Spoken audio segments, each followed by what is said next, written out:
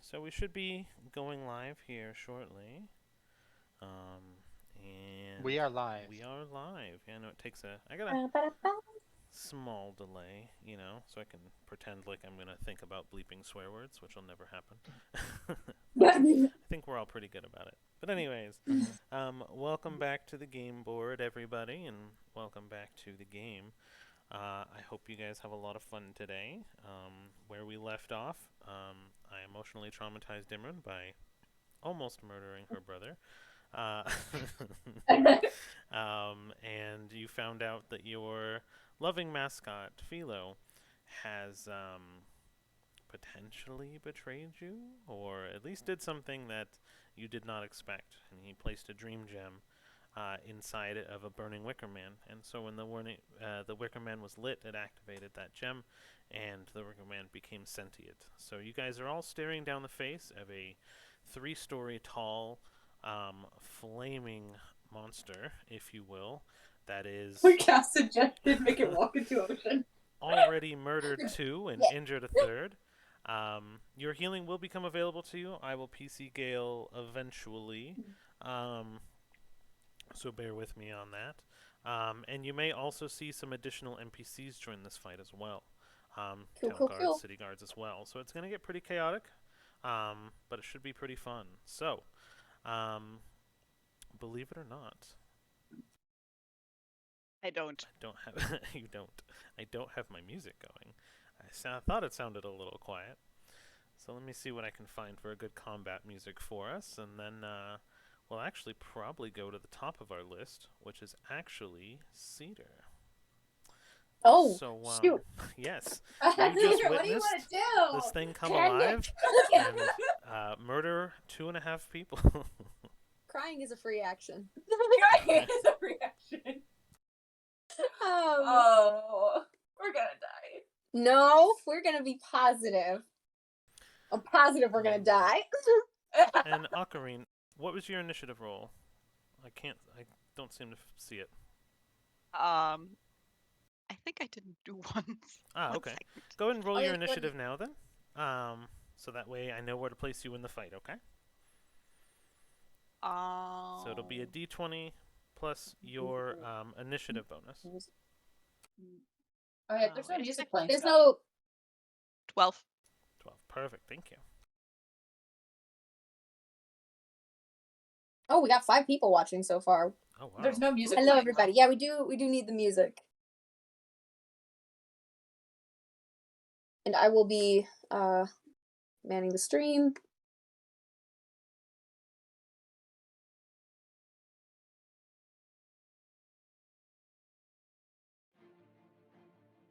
Nice. All right, there we go. So, hi,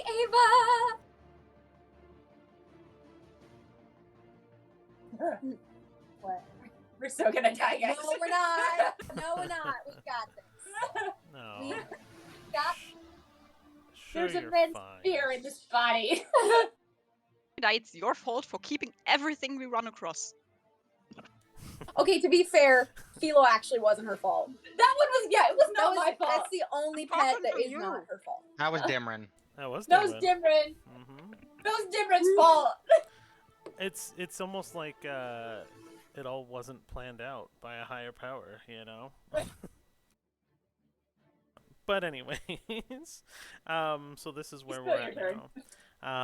Cedar, you are definitely up in the fight. You are the first to go. You just witnessed the decapitation of another owl and a literal crushing of a townsfolk that was just being honored. You see Dimran's brother being catered to by his sister, who's jumped into the fray. And she's kind of tending to the wound almost and trying to get him out of the fight.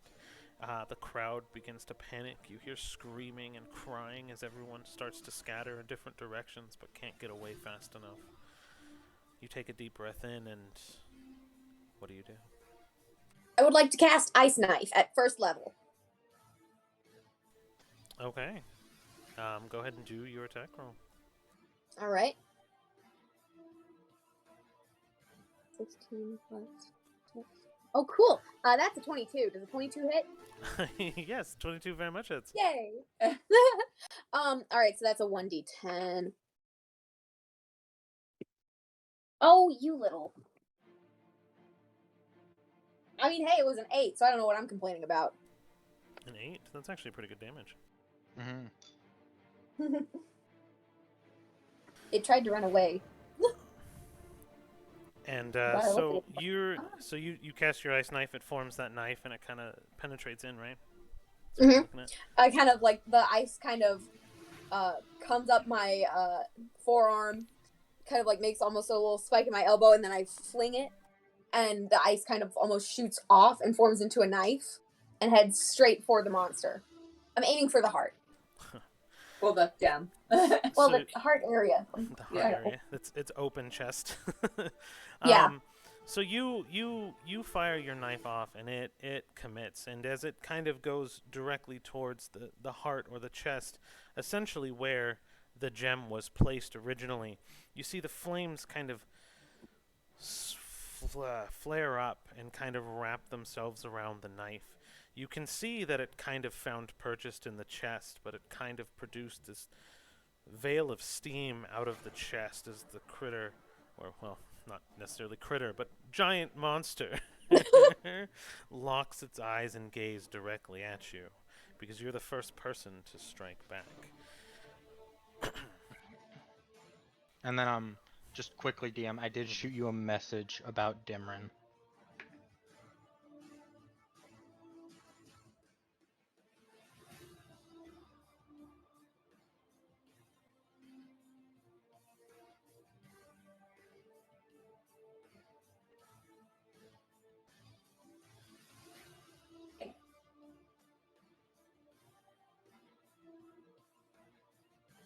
Hey, sorry, Sophie. Kiddas might get a really, you know. You attacked it first. It's mad now. Yeah.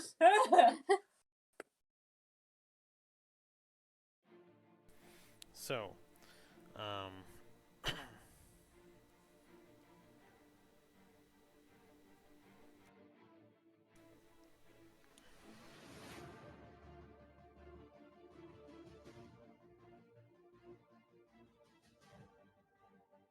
sorry, just sorting something out with Dimon really quick.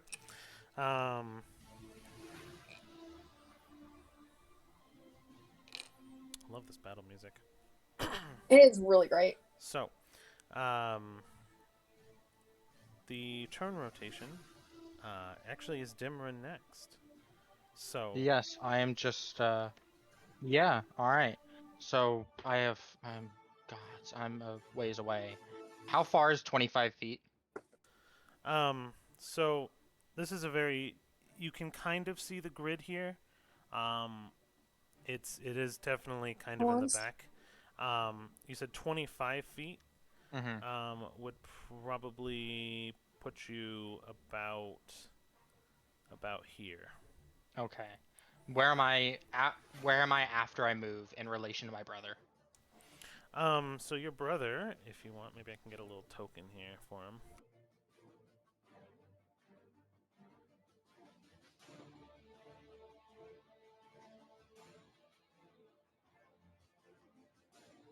Okay. Gotcha. Your brother's going to be probably about right here. So Well, fuck. Okay. each one was being honored in a circle, and so you saw when the Wicker Man came alive, he basically swung his giant mace, flaming mace, around in a circle, and would have killed the person on the left pedestal, the south pedestal, and then the eastern pedestal where your brother was. He kind of did a jump, and it just clipped him. Okay. I'm gonna run. I'm gonna use my action, run another 25 feet forward and slightly to the right to try and draw his attention away from my brother's direction. Okay. So you're taking just like a dash action then? Yes. Perfect. Yeah. Okay. And Kind of like right with there? my bonus action, perfect. With my bonus action, I will rage. Okay. And you commit to a rage. So as the chaos ensues and people are screaming and running about, you see a hooded figure join the fray. running and jumping directly into the battlefield from the south. And you can't make out who it is, but she joins the fight, and it looks like she's ready to assist you. And let me go ahead and place that token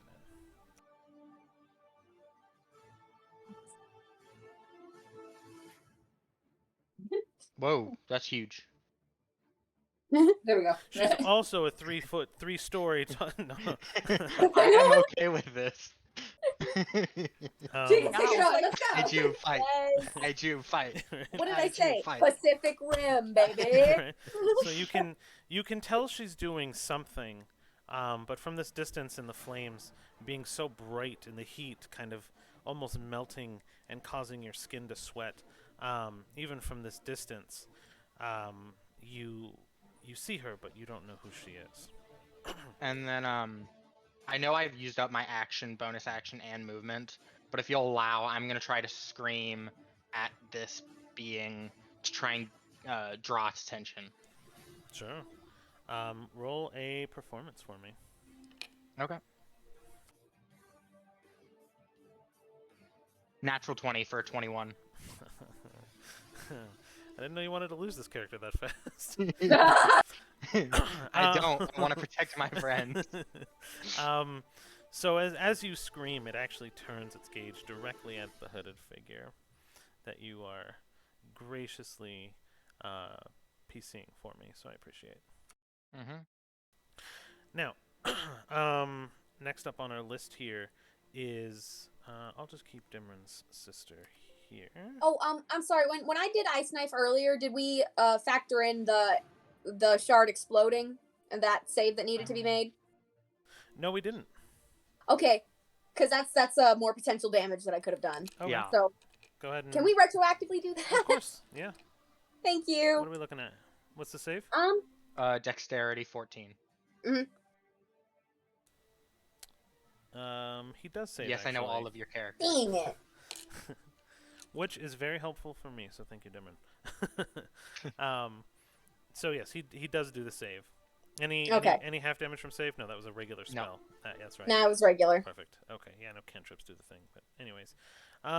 So from this moment here, what you're actually going to see is 2 arrows flying very quickly in succession against the creature, and one of them burns up, but the second one will actually find purchase in the leg and begins to kind of stick out as it hits the creature and does another 3 damage. So I'm going to put another token on the board for Dimran's sister. You guys, we're not 1 down. We're 3 up. We got this. We got this. And with the rest of her action, she's going to attempt to carry her brother about 15 feet away from the fray. She'll lift him and try to carry him out. And then next up here, it will actually come to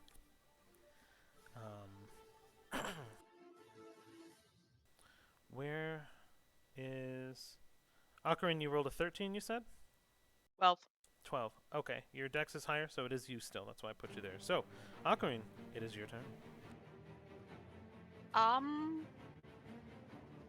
try to get in there and kind of sneak behind the Wicker Man, like on the other side of where Dimran is, because I guess she has acro.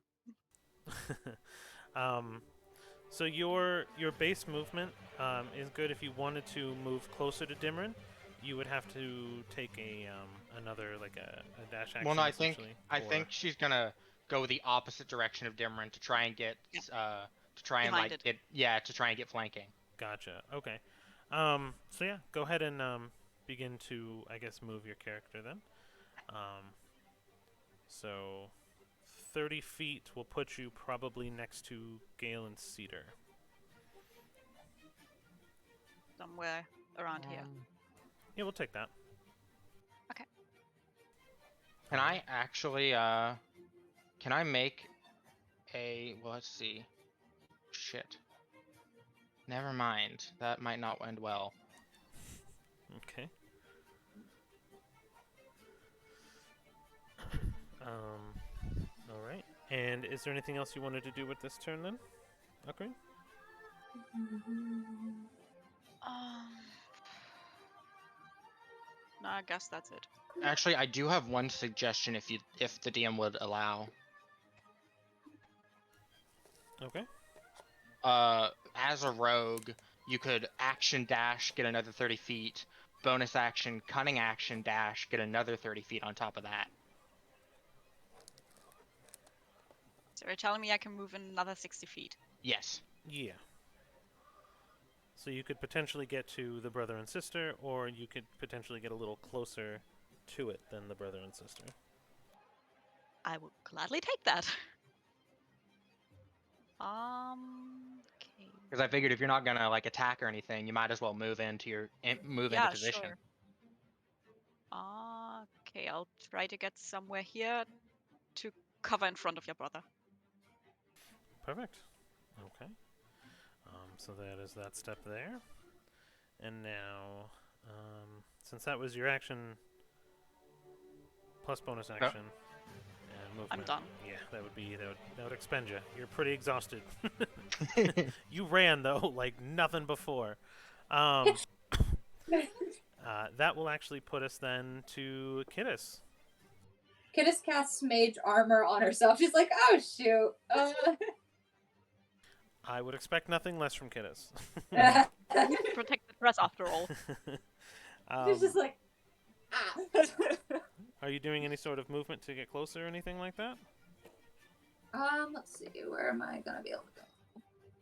So she can, I think she's gonna move like kind of like right here, just kind of. And I was wondering if if I could see anything that could help us like with the fight at all, like any like genuine weaknesses other than like maybe the crystal in the middle. Go ahead and roll a perception. Okay, come on. Ooh, okay, 22. Oh. So far you've been able to kind of see that in the center of this monstrosity, you see the gem. But you take a moment to like actually look, and it almost reflects through the mage armor itself around you. You know what I mean? As you're kind of casting your spell, you're kind of examining. And what you actually see is that the gem is actually embedded into the forehead of what looks to be a humanoid shape. And that shape is just charred to a crisp. So you actually see... Oh, I actually see it. Oh my gosh. Image of a body with the gem in the forehead of the Wicker Man. Or the gem is in the forehead of the body inside the Wicker Man. Philo, what the frick? What'd you do? Who is that? Where did you get that? Well, I mean, dreams are Philo? constructs of the mind, so it makes a buddy. little bit of sense. Philo, what'd you do? Philo, are we committing war crimes? No, bad boy.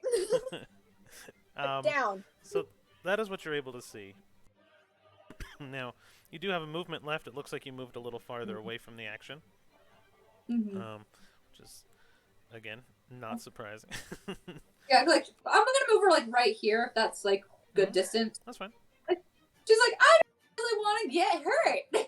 This looks like it will. And that'll actually bring us to Gale, who, knowing the feelings of everything going on, knows Dimron fairly well, is going to make a run for the brother in an attempt to help. And then that will actually bring us to the top of the round, to our friend here in the middle. We say friend. Interesting choice of words. Right?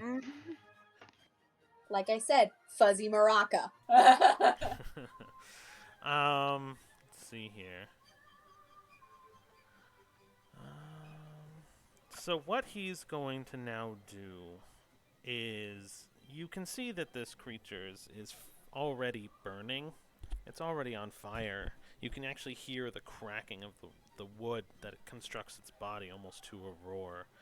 But as it kind of stops and focuses on the people in the chaos around, it'll raise its mace again and begin spinning it. But instead of swinging outward to attack the people around, what it does is it actually swings kind of inward to create a fiery circle around it. And now there's actually bits and bobs and wood and almost a magical fire surrounding this large construct. Before it swings its mighty flaming mace into the ground and crushing probably a couple of stragglers that weren't able to necessarily get away quite as fast. The pillar that people were trying to kind of go towards the mayor's aid is now completely crushed into the ground and reduced to stone. And that will be its turn. And so that'll bring us up to Cedar. Okay. I would like to cast Magic Missile. First level, I think. Start those rolls right now. Okay, there's a 3, 2, 4. So that's 9 damage.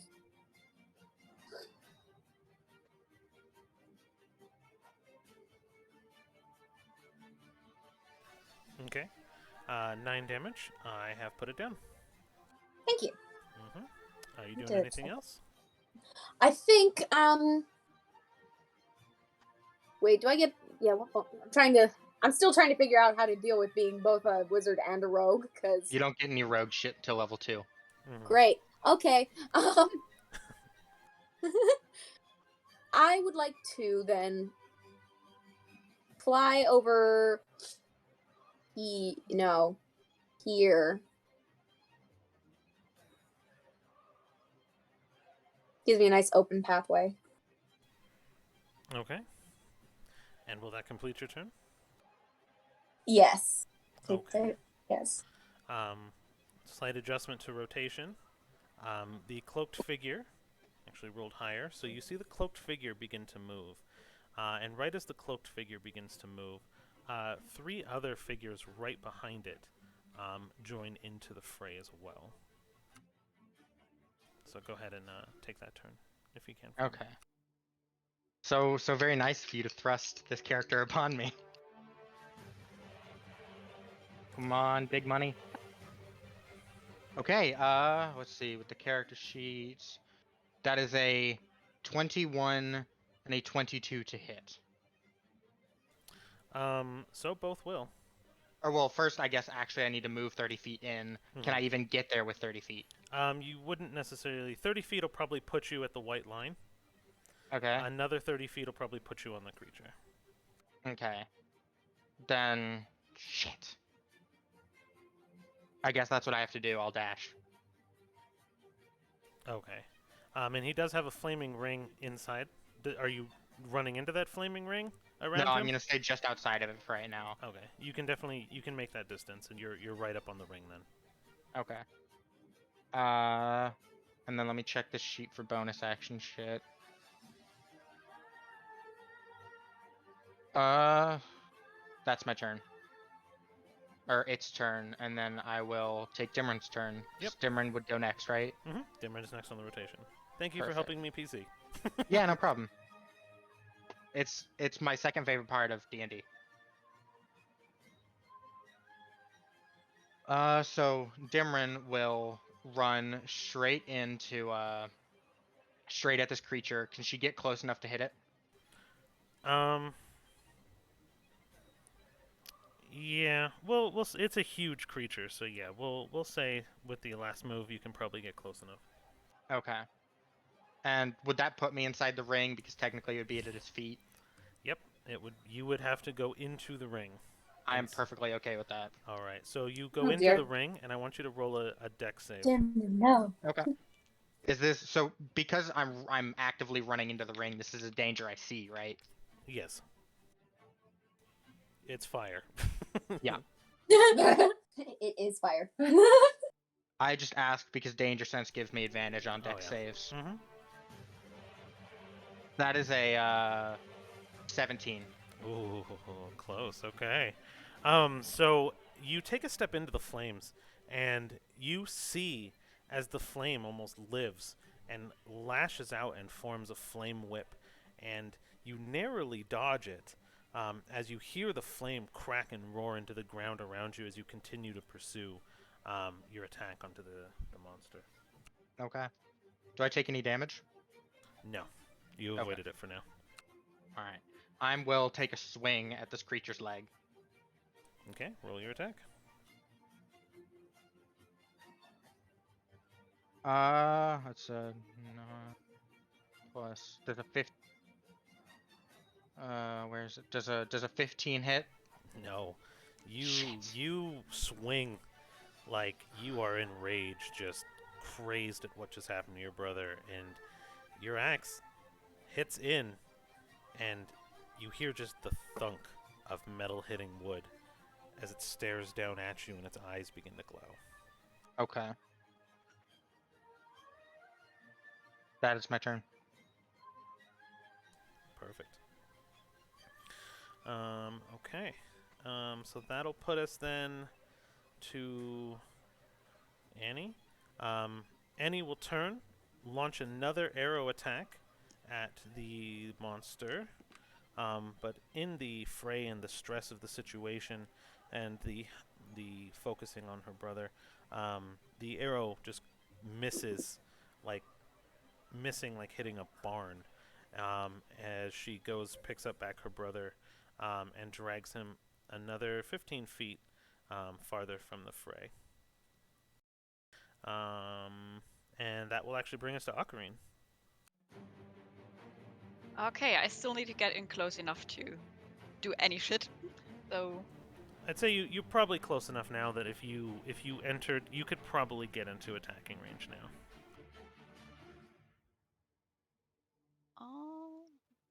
okay, then I'll do that and try to attack. Okay. So do keep in mind that you are also going to be entering the flame ring at its feet if you try to attack Yep. it, and I need you to roll a dex save. Oh, dex save. So d20 plus your dex. Well, put for your saving throws. It's a whooping 15. Oh, I expected higher. So you see a flame whip come and literally smack directly into your chest as it just kind of beats across your chest. This flame whip, and Ouch. it is basically a burning piece of wood. Like you imagine, like it hurts, and you will actually take 4 damage from this. But you are able to continue your attack. They're mourning you. They're mourning their fellow cat. That's the sound you hear as Ocarine takes the hits. Very nice. Yep. When Tara is not here. Getting out the claws and swinging at the beast. Okay. Make your attack roll, and keep in mind we did just change your attack your attack modifier right before the fight. So. Yeah, what exactly do I have to roll now? So, keep do in you mind have for physical next- dice or? Oh, No, you're just putting that on your sheet. It's gonna be a d20 plus 6 right now. Yep, it was 6. Thank you I was looking for it too, but I'm on Gail's sheet. All good. 20 I plus make it a 6 as well? priority to memorize on my other party member sheets. Thank you. You're a lifesaver. Really is. I try. VIP. Okay. D20 plus 6, so I would be at 23. That hits. Go ahead and roll your damage.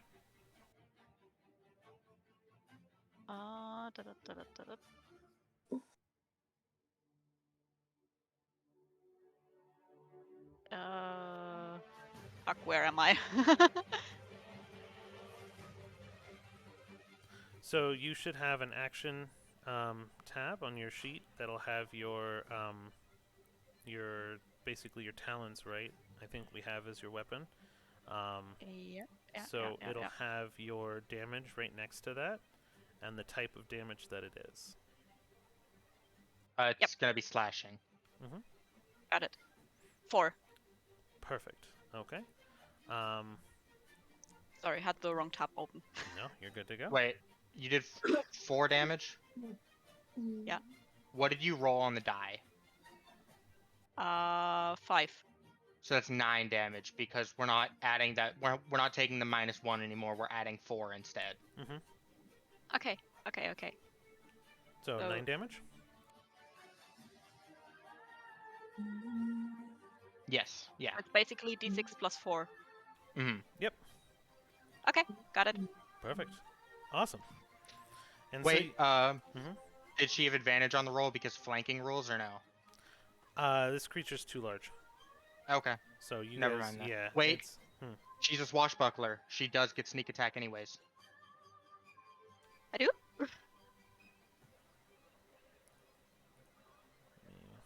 Yeah, true. I have sneak attack here. Just shift over. I'm pretty sure you do. The rules for sneak attack are let's see here. I have it here. Do an extra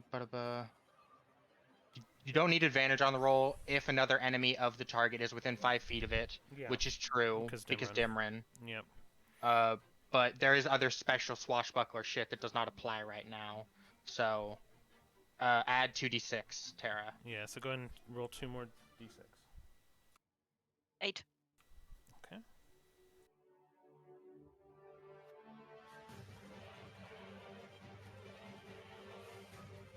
Ooh, I like this song. To move on your turn in combat, you can double your speed until the end of turn. Doesn't agility allow her to disengage as well? No, it's just extra movement. Gotcha. Okay. She does have the cunning action, The where cunning she action, bonus though. actions where she can disengage. Yeah, cunning action totally would, Yeah. but a feline agility would not. Gotcha. Right, because it's what we used last time. Okay, so I got 8 more damage.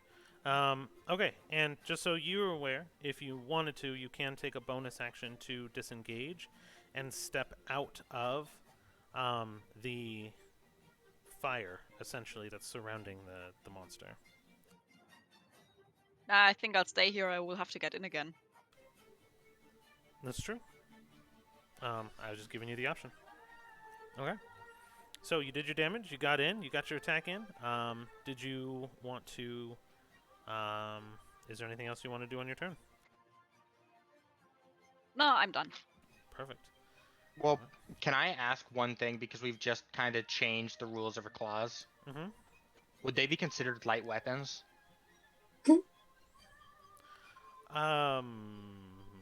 Finger daggers. Why? Yeah, I guess. Because with light weapons, you can bonus action attack for just flat damage die. Light weapon. Oh, okay. Hi, I'm Akra and welcome to my ASMR channel. Yeah, we just changed it. That's a lot for a level 4, though, because you'll be able to sneak attack almost every. But that's the build, right? Well, but you can only sneak attack once per turn. Yeah. So This would just be a flat d6. a flat d6, but it would be an attack roll, right? Yeah. Okay. I guess I'll allow it. I mean, it makes sense. We just changed the rules of your claws, so we might as well embrace it fully, right? So that's a good call out. Go ahead and, if you want to, make a secondary attack roll as your bonus action. So if you're not taking a bonus action to get out of the fire, you can take a bonus action to do an additional straight damage attack.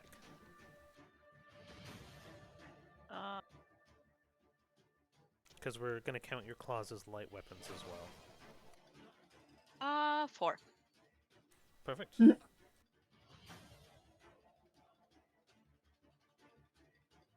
Okay.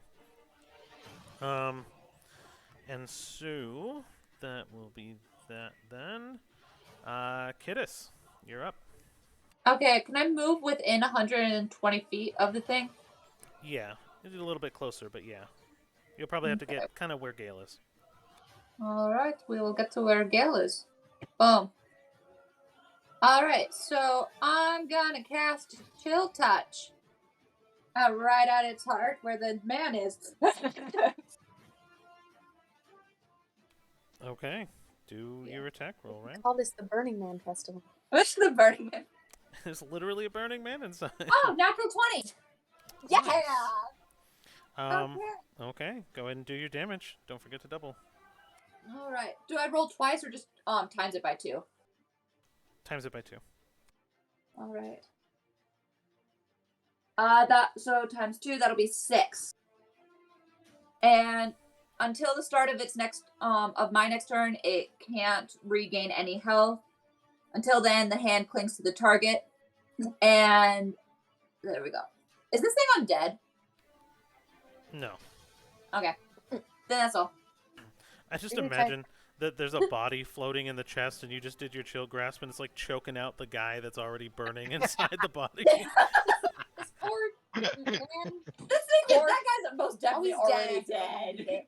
Or if he isn't, like the second we take this thing out, that Well, and the thing is, she's not trying to choke it. She's trying to grab the he's gem, gonna technically. Infinity War disintegrate. But All right, so your hand is in. Was there anything else you were gonna do? So you did a little bit of movement, and you did your action. nope. Because the only other thing I could do technically is teleport, and I'm not teleporting currently. Perfect. Okay. Gale will run up to Brother Man, and will, let's see here, probably use a Cure Wounds to spare them from dying. Okay. So they'll heal for 11 damage. Gale will also attempt to aid the sister in pulling the brother away, and he'll move him, we'll call it, 5-10 feet. And the sister will go with. That will be Gale's move for now, just to stabilize the brother so he's not outright dying. And that will bring us up to Mr. Monster's turn. So what he's going to do now is, seeing the surrounding, you're going to feel the earth under your feet begin to rumble. And this is going to be for Cloaked Figure, Ocarine, and Dimrin. And he's going to basically reposition himself to just swoop in a huge circle, like an arced circle, and make an attack that basically swings all around him, and then make a 3-attack roll, one on each of you, with his flaming hand. Can I, before you roll, can I ask something? Mm-hmm. Is he starting the swing at Dimrin or at the hooded figure? At the hooded figure. Damn it. Okay. Yeah, your performance roll was really high, and it's still kind of fixed on that character. Mm-hmm. Well, no, that performance roll was for Dimrin. When you originally walked up to distract it? That was Dimrin. That was Dimrin? Yeah. I had you guys going back and forth, so I guess then we will... Okay, so I'll start the arc at Dimrin.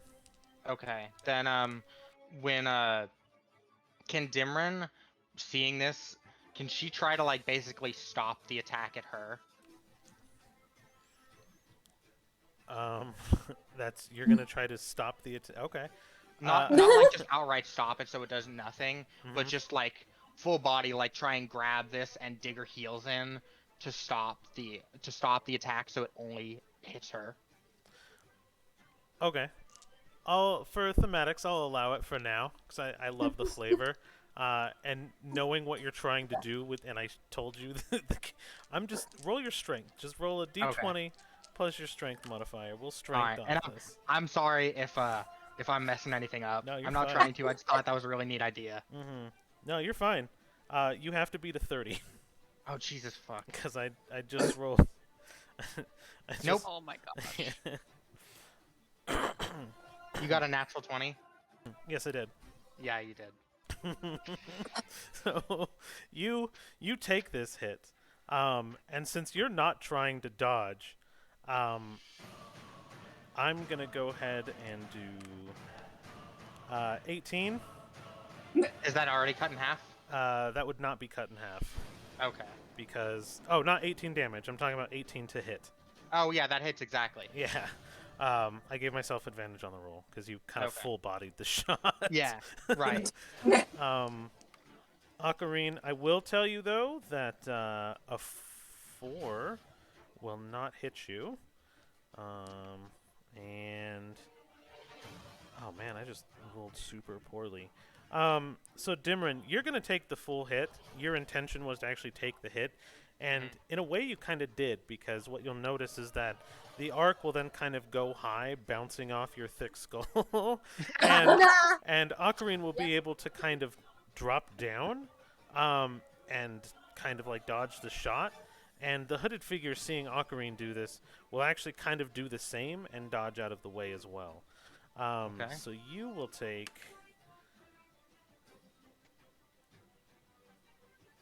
7 damage. That's halved. Perfect. Because yeah, unless it's psychic, while I'm raging, it's going to be cut in half. Yeah. Oh yeah. So and it's fire damage for what it's worth, which I don't think you have a resistance to anyway, but just in general. Yeah. Okay.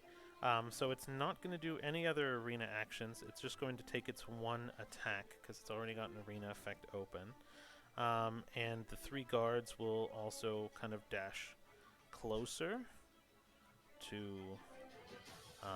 right. I'll just put them right at the fire ring. So they're just kind of hesitant to enter the fire, but they want to help. And that'll bring us to the top of the round again, I believe, at Cedar. All right. I would like to. You know what? Screw it. Let's go. I would like to fly up a bit closer. I'm gonna be honest.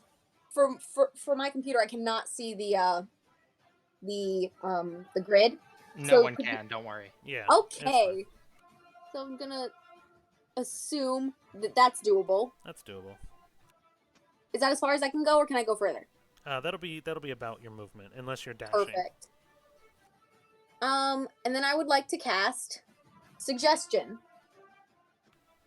Can I? I'm sorry to do this. Can I give Cedar a little pointer because she's new to Suggestion? Okay. Suggestion only works on creatures that understand the same language as you. Okay. I can speak Infernal. But the question is, can it speak? So, I'm not going to stop the suggestion. There are reasons why. It itself will not be able to speak. That doesn't mean it's not able to comprehend. However, you will have to pick... There's the Philo in there. You will have to pick which language you're speaking to it in. Actually, Sylvan. Well played. Okay. I want to speak to it in Sylvan, and that is a Wisdom save of 14. Okay. This thing has only a 10, which is no modifier at all.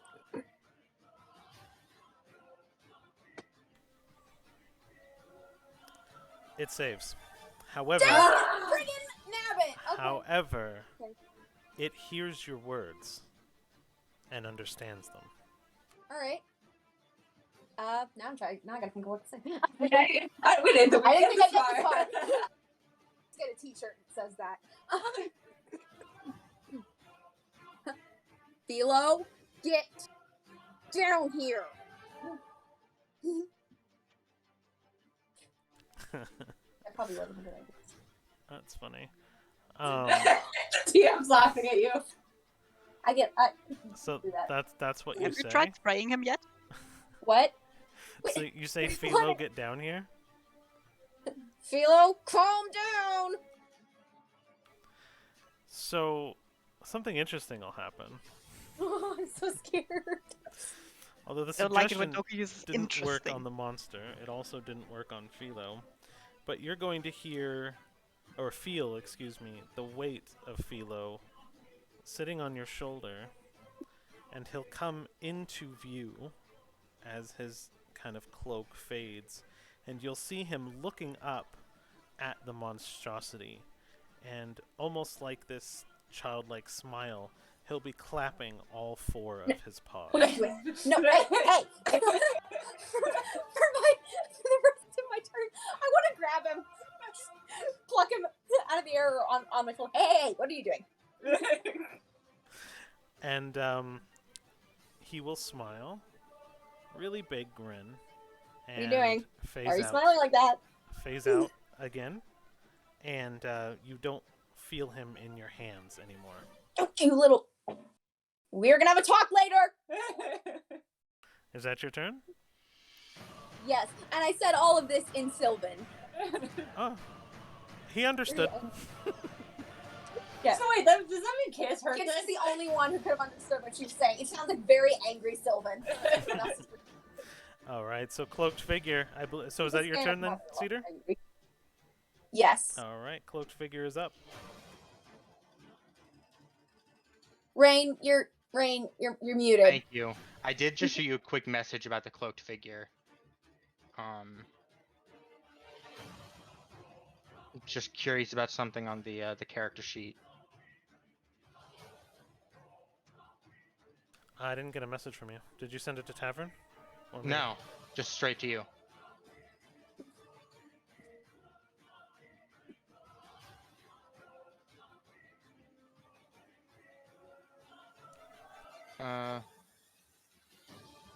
Okay. Then, gotcha. So with that, she's gonna run into the ring of fire at this creature's feet and kind of try and flip over the ring of fire. Okay, roll your dex. Okay. Yes. Like which one? Okay. Which one? Like the ours or the Misty Owl? Both. That's a 13. Jesus Christ.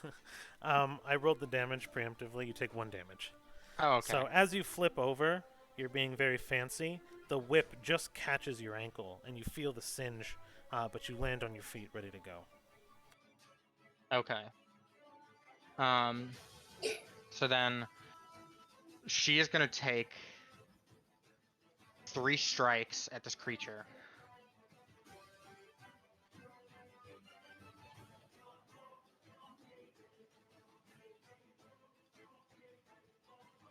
For a 17 and a 21 for the first 2. 21 hits. Okay.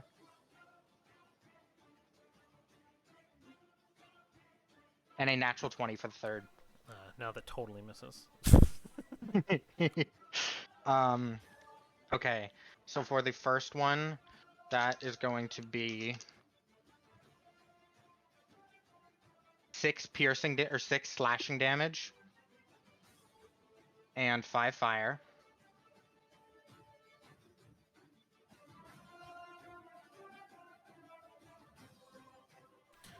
Okay. And sorry, go ahead. No, go ahead.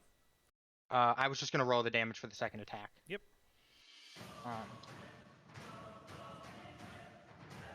That'll be 11 slashing damage. Okay. And 12 radiant. Okay. So what's interesting happens is you go in with the first attack and you do the pierce, and you see your kind of weapon pierce in. But as the fire ignites from the blade, you whip it out at full force, and it almost heals the wound completely, leaving very little mark behind. But then your second swing goes in, and it goes in, and then just that aftershot of just radiant just pierces in and kind of splinters a lot of the flesh off. Okay. So do you understand what just happened? Yes. Perfect. Okay. I will calculate the damage then. And that will bring, unless you're disengaging or doing anything else, that'll bring us to Dimron. Alright, Dimron's go. There's a 20 hit. 20 will hit. You will also have to do your dex save. Don't forget. Okay.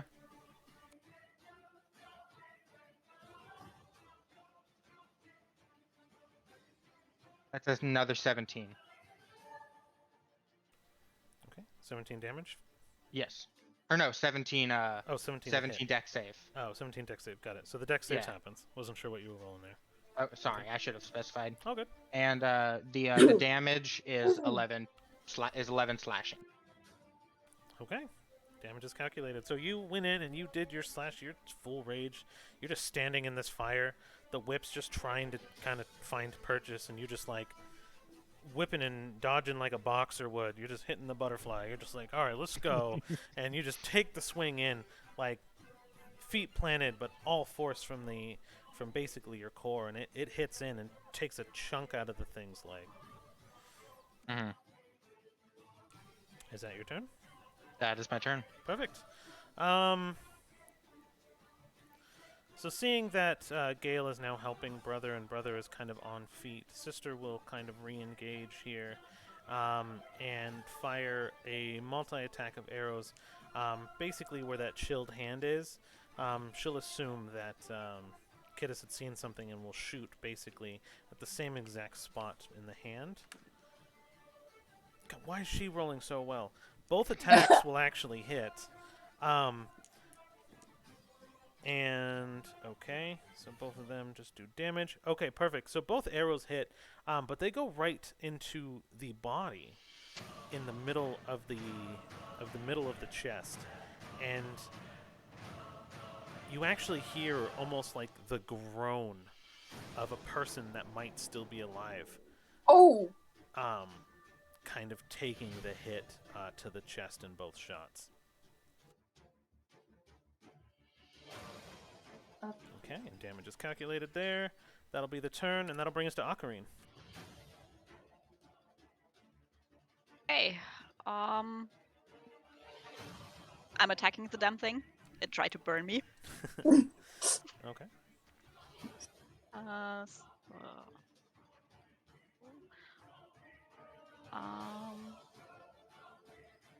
Okay, that's a 12. 12 to hit? Yeah. You stupid little rat. 12 does not hit. Swing and a miss. Yeah, I know. I do believe you still get your light weapon attack, though, right? As a bonus Yeah. action if you wanted to take it. So if you wanted to stay in the fire, you could still take that bonus attack action. Just to do a That raw was a damage d6, hit. right? That would be another attack roll, and then if you hit, it would do just base damage. Okay. 14. 14 also does not hit. So you're going in with your claws, and you're just raking across it, just taking small splinters off, but it just seems very unfazed. And then from right behind you, a flame whip comes up and attempts to lash itself across you. And I need you to roll a dex saving throw, because you're still standing in the fire. 16. You will take... Wait, hold on. This is... what round? Second round. Okay. You will take another 1 damage, actually, because my damage rolls are very low. Thing is stinging off my whiskers. I'm going enrage. It kind of is. Okay, does that complete your turn? Yes, it is. Okay, Kittis, you're up. Kittis runs a little bit further forward, which I'm assuming that's about how far she can go. Yeah, that'll be fine. Alright. So, and Kittis yells out, there's someone still, like, she yells out that there's someone still alive in there. And then, let's see. Do I want to do... I want to do Chill Touch again. Okay. Go ahead and roll the attack.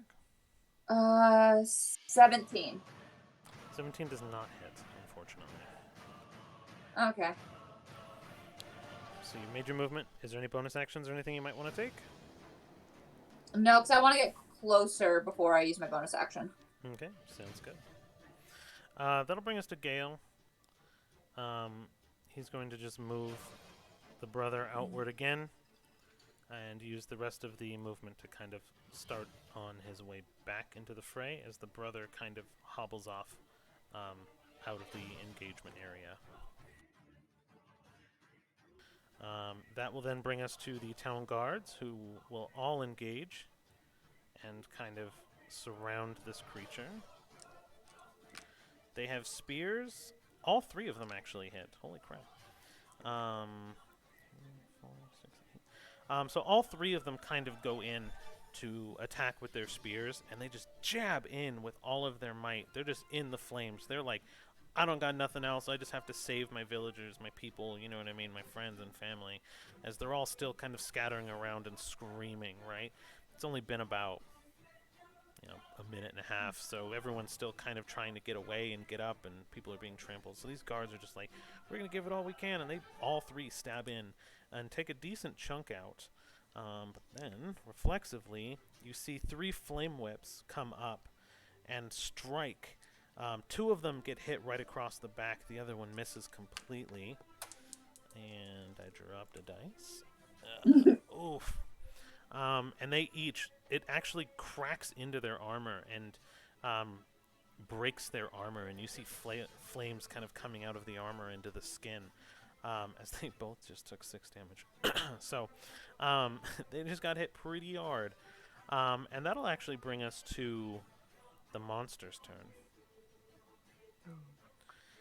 And he is kind of sensing his danger right now. He'll flash up his chest a little bit, and the arrows that were inside the body from the sister are right now just burning out, as he's going to take his hand, his flaming hand, and he's going to kind of spin it around, and you hear this awning and cracking as he just kind of spins his wrist around, almost like the hull of a ship being hit by a wave.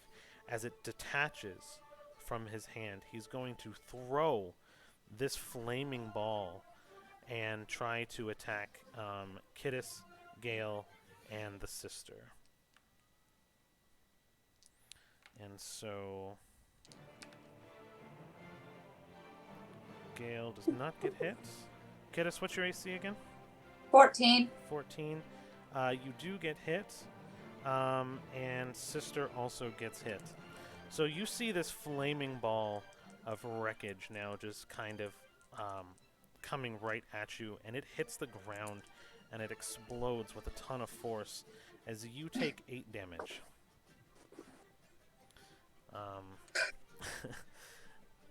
This basically flaming log just kind of falls on top of you, and it just like hits you a little bit. You're able to push it off, and you're still standing.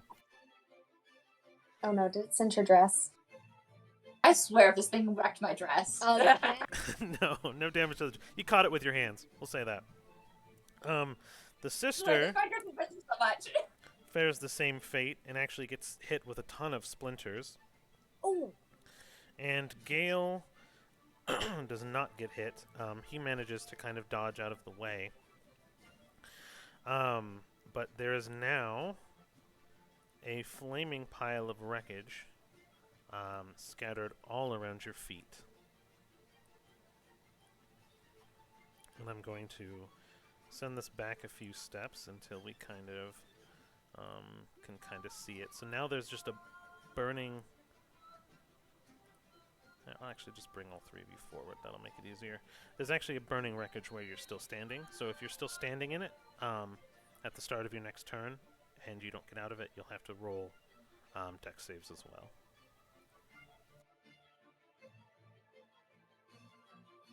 Okay.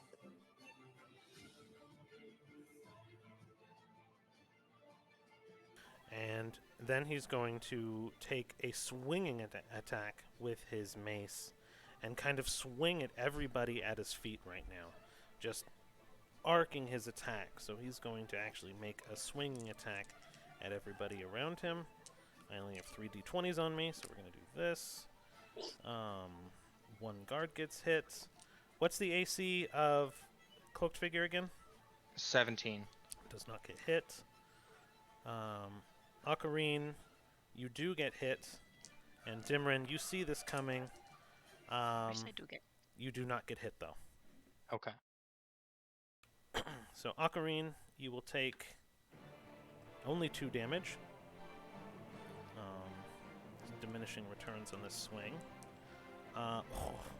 But as you see this, one of the guards takes a clonk to the head from the mace, and his skullcap actually caves in, and the metal shards puncture the top of his head as he falls to the ground lifeless. And as he falls into the flames on the ground, vine whips of fire surround his body and literally pull him apart. And that'll bring us to Cedar. Happy note. On that happy note, I'm gonna try again with suggestion. Actually, yeah, I'm gonna try again. Okay. What is the save again? 14.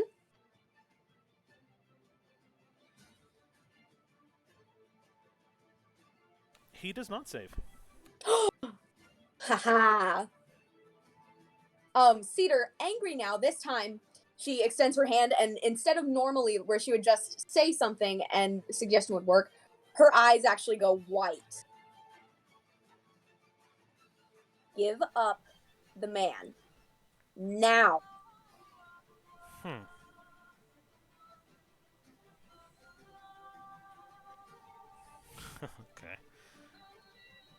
So here's how I'm going to rule this then. This is going to be interesting. Do me a favor and roll 2 d20s. And let me know the total.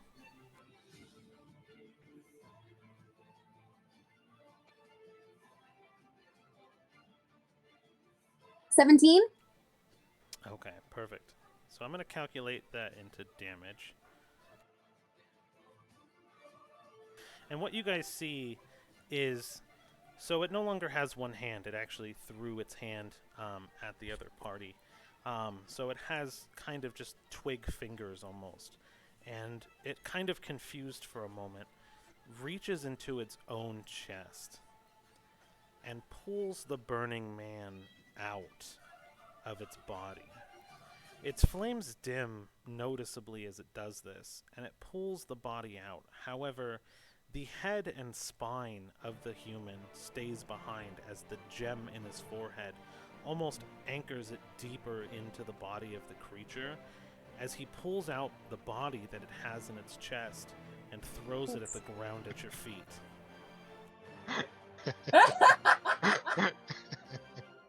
You've just ruined Sophie's day. The eyes flicker back to normal. Ew, no! Gross. Roll a dex save for me. What? Okay.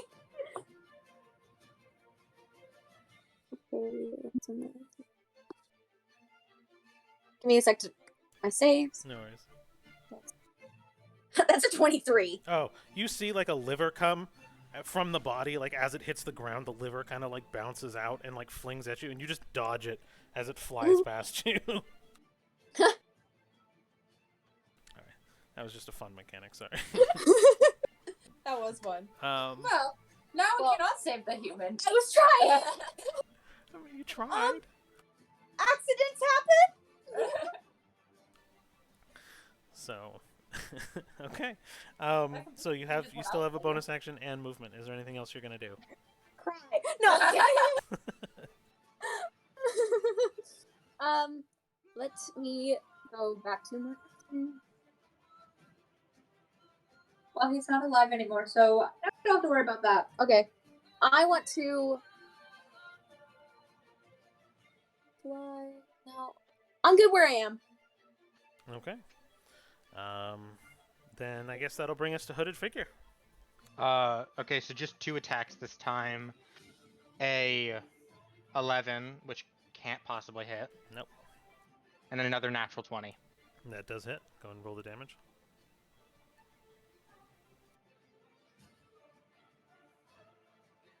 Alright. That is going to be 17 slashing damage. Okay. And 6 radiant. Okay.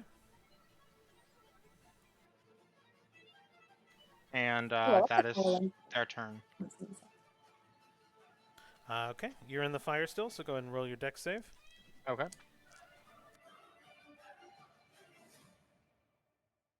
$22. You definitely save. You notice something, though, that the whips are actually going a little bit slower now. Okay. But that's your takeaway. And Dimron, you're up. Alright. So this creature's too big for flanking to go into effect? Yeah. It's Okay. way too big. Gotcha.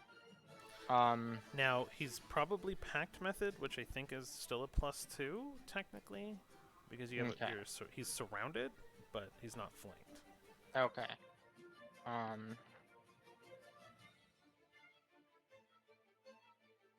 That's gonna be a 20 to hit.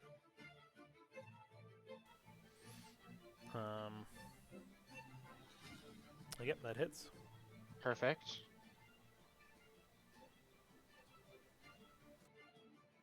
Another 12 damage. Okay. Man, you're just messing this thing up. So your axe is you're just going to hell on it. You're just swinging. Go ahead and roll your dex for me. Okay.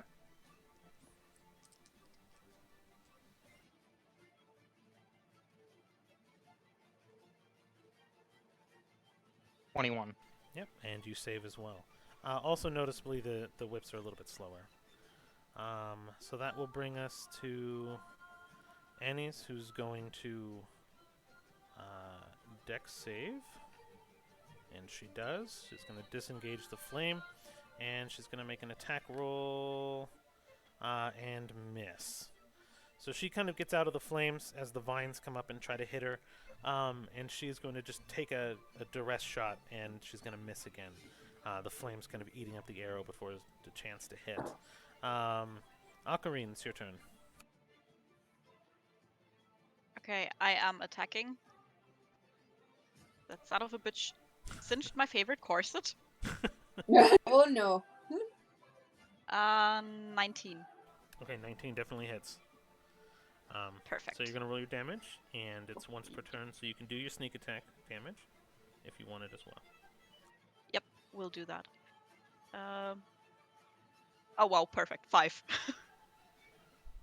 Okay. So 5 for the first hit? Yep. Okay, and then what's your sneak attack damage? 6. Okay. And are you doing anything else?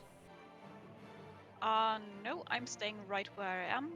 Wait a second, dex save is 18. 18. So you save as well. No real issue. The flames are still there, but you're kind of able to navigate them now. You've been kind of in them for a while, so you're getting pretty used to it. Kidus, you're up, but you're also in the fire, so roll a dex save for me. Okay.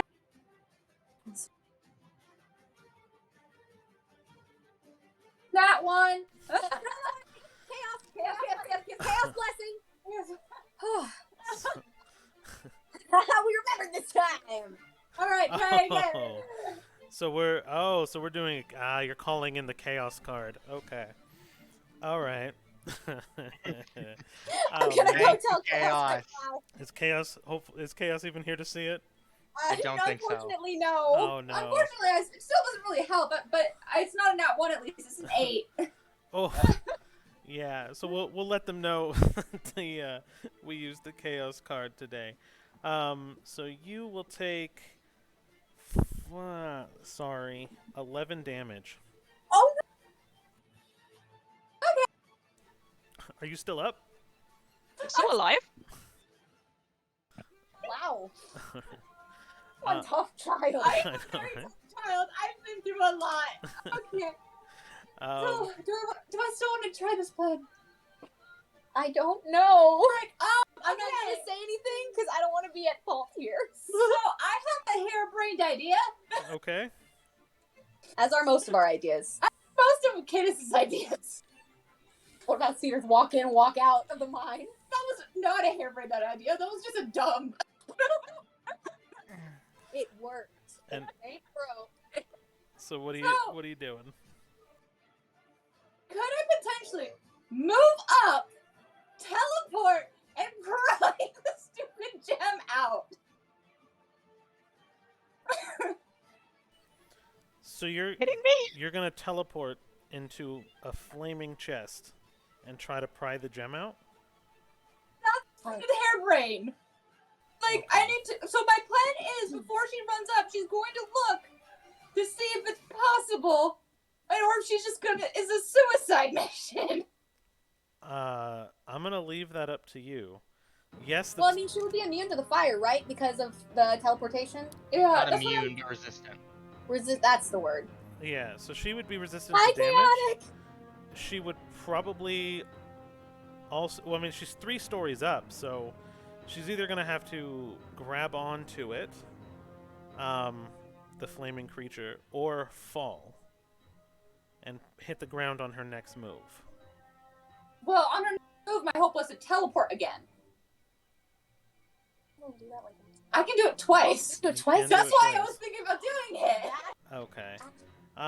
Okay, so you can... So technically, yeah, if you got in, you were immune... You will not be resistant to damage till your next turn, and got out. I guess what your action would be, I guess, a strength check to try to pull the gem out. Yeah, that's where I'm like, this was going to be a harebrained idea, because she's not very strong. She's not. Don't do that.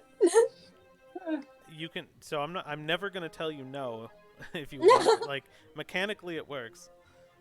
Mechanically it works, but here's the thing, I'm scared. I'm scared. Well, give it up. Social situations. What's up, Chaotic? We actually used your Chaos Boon from, like, a session or 2 ago. We finally hit another nat 1, and it didn't necessarily... They tried. It saved... It didn't help, but it didn't make help. things a nat 1. Yeah, It that's true. prevented Technically, yes, but disaster. It did help, because if I would have been able to double that damage, she probably would have been incapacitated. yeah. I actually would... Let's see, 11 damage? Yeah, I would have been. Okay, let's see. Sorry, one last thing I'm checking, because I really wanted to test to see if this harebrained idea would... I wasn't sure this harebrained idea was going to work in the first place. Attack roll or saving throw. Okay! Wait, is it contested, or is it just a strength check? Oh, it's contested. You're... Frick! She's not... That's not going to succeed, then. Don't do it. Don't do it. It's not I gonna could succeed, roll low. I could roll low.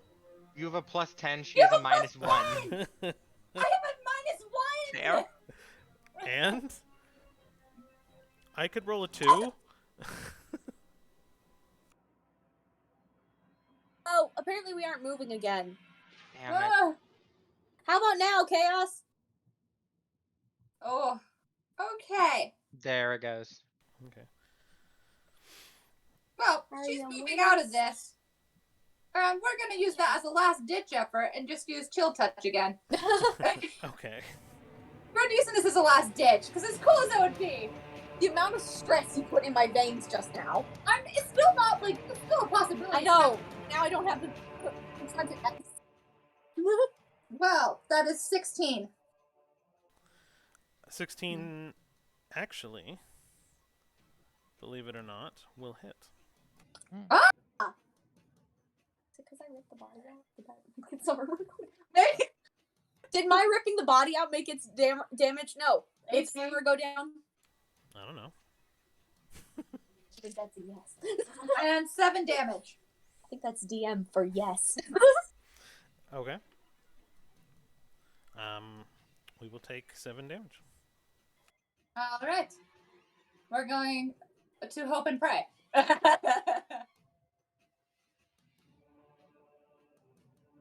move Go on. back to my normal combat music here. Okay, so Gale will come up and see that Kittis is bleeding profusely from her 3rd-degree burn hands. And let's see, he will get out. He will not save. He will take 3 damage. And he will walk up to you, and he'll try to heal you.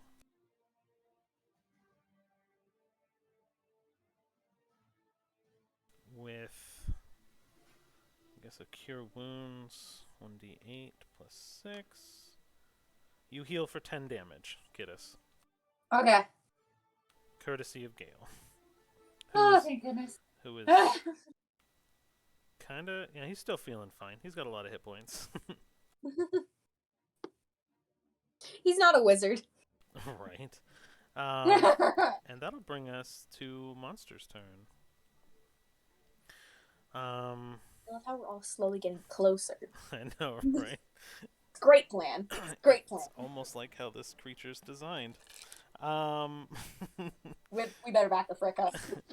So he's going to do a crushing attack, directly against Dimran. Okay. So he's going to kind of spin his mace up in the air and crush it down completely directly on top of you. Okay. 21 to hit. Hit. And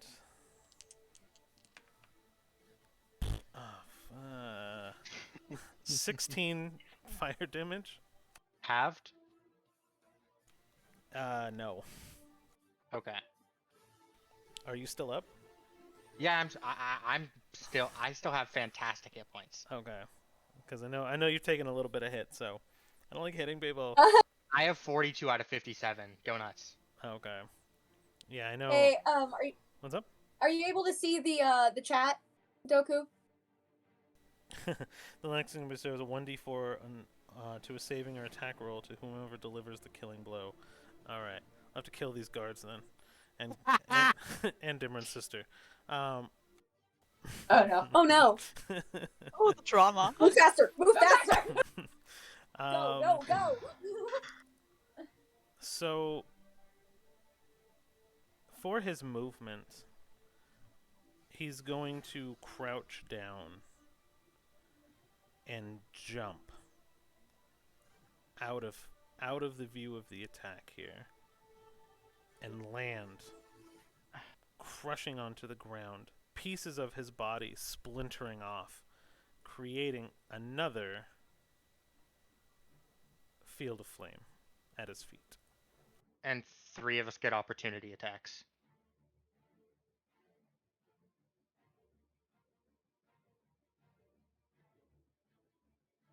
Right?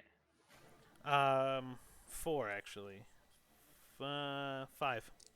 So Oh. Dimran, Hooded, Ocarine, and 2 guards. Oh, cool. Okay. So Ocarine, do an attack roll. Dimran, if you can take care of those 2, and I'll take care of the 2 Yep. guards. Both guards miss. Dimran is a miss with a 9, but I believe Hooded Figure is a hit with a 20. Hit. Yep, 20 hits.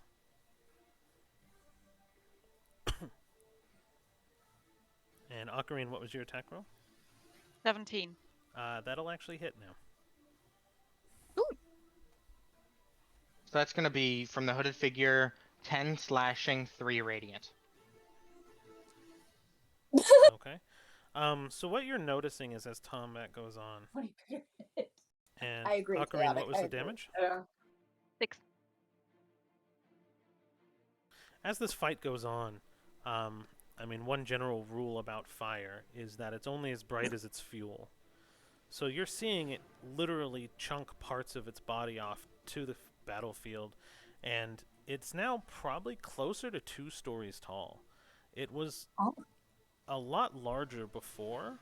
Its flames kind of dimmed when you removed, well, it removed part of the body from itself. It's still burning, it's still alive, it still has its mace, but it has one hand, and a lot of its body size is actually shrunken a lot too. So it's still standing, but you notice that it is definitely getting a little smaller. Just don't let that take you by guard. take you off guard. Chaotic is like 20 better hit. You never know. You'd be surprised the 17 missed earlier. Mm-hmm. Yeah, 17 did miss earlier. Oh my word. So the creature started off with a base 18 AC. How shocking. I do know I'm a DM. That's a true point. True, I guess. True. So yes, it started off at an 18. So, okay. So that will bring us to top of round. Cedar, what do? All right. I would like to cast Magic Missile at first level yet again. Okay, roll your damage. Alrighty. Okay, we got a 2. Another 2. And another 2. 6. Why? So Yes. Well, yes. you see large chunks actually of just splintering wood falls off and kind of burns in the air as it falls and hits the ground with a couple of thunks. So pieces are actively falling off on the hits now, but it still remains standing.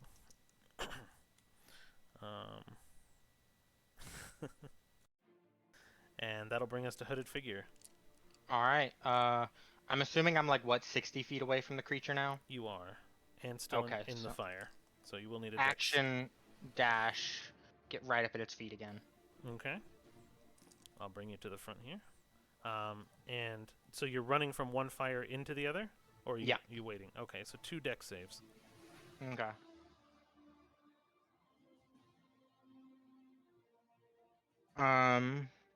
That's a 16 and a 13.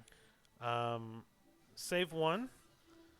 The second whip, though, so you run out and the first one misses you, and the other one kind of catches you in the same ankle and burns again, and it hits you for 3 damage. Okay. So you took your dash then. Is that your turn? That is their turn, yes. Okay. And then how close is Dimrin? About the same distance. So you'd have to take a dash. Okay. That's what she'll do then. She'll dash, get right up at its feet in the circle. Okay. Take your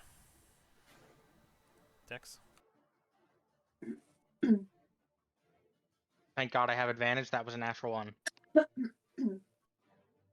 That is a sturdy save, a 13.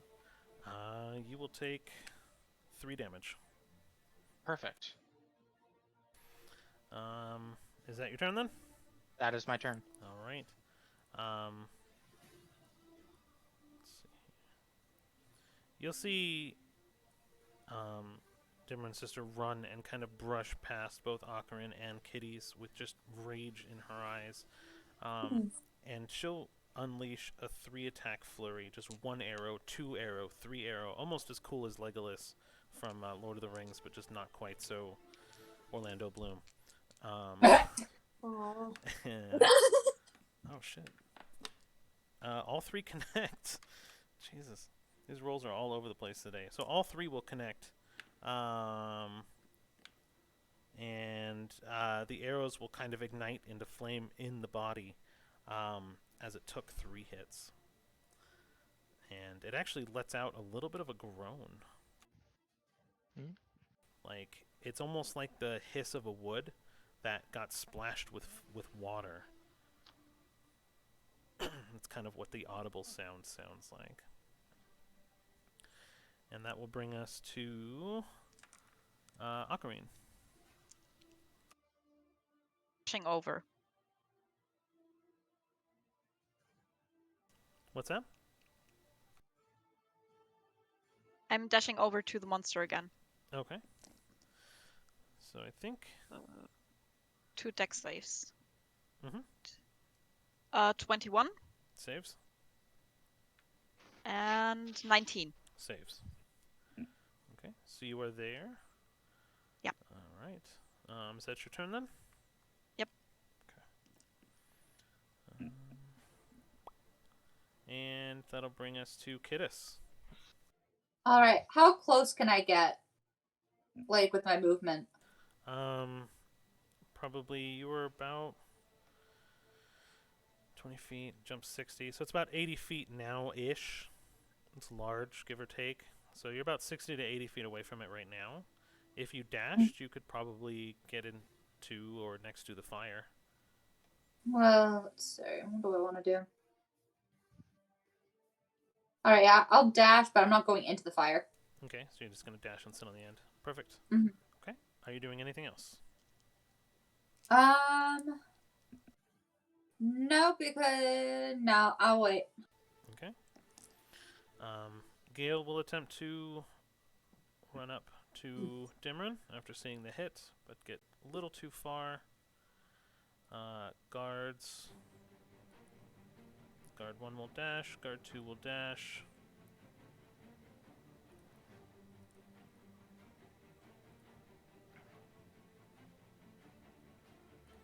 And both save first. Half save. Guard 2 takes 4 damage, so you see a flaming vine whip kind of hit right across his neck, burning him, but he seems unfazed. Dang.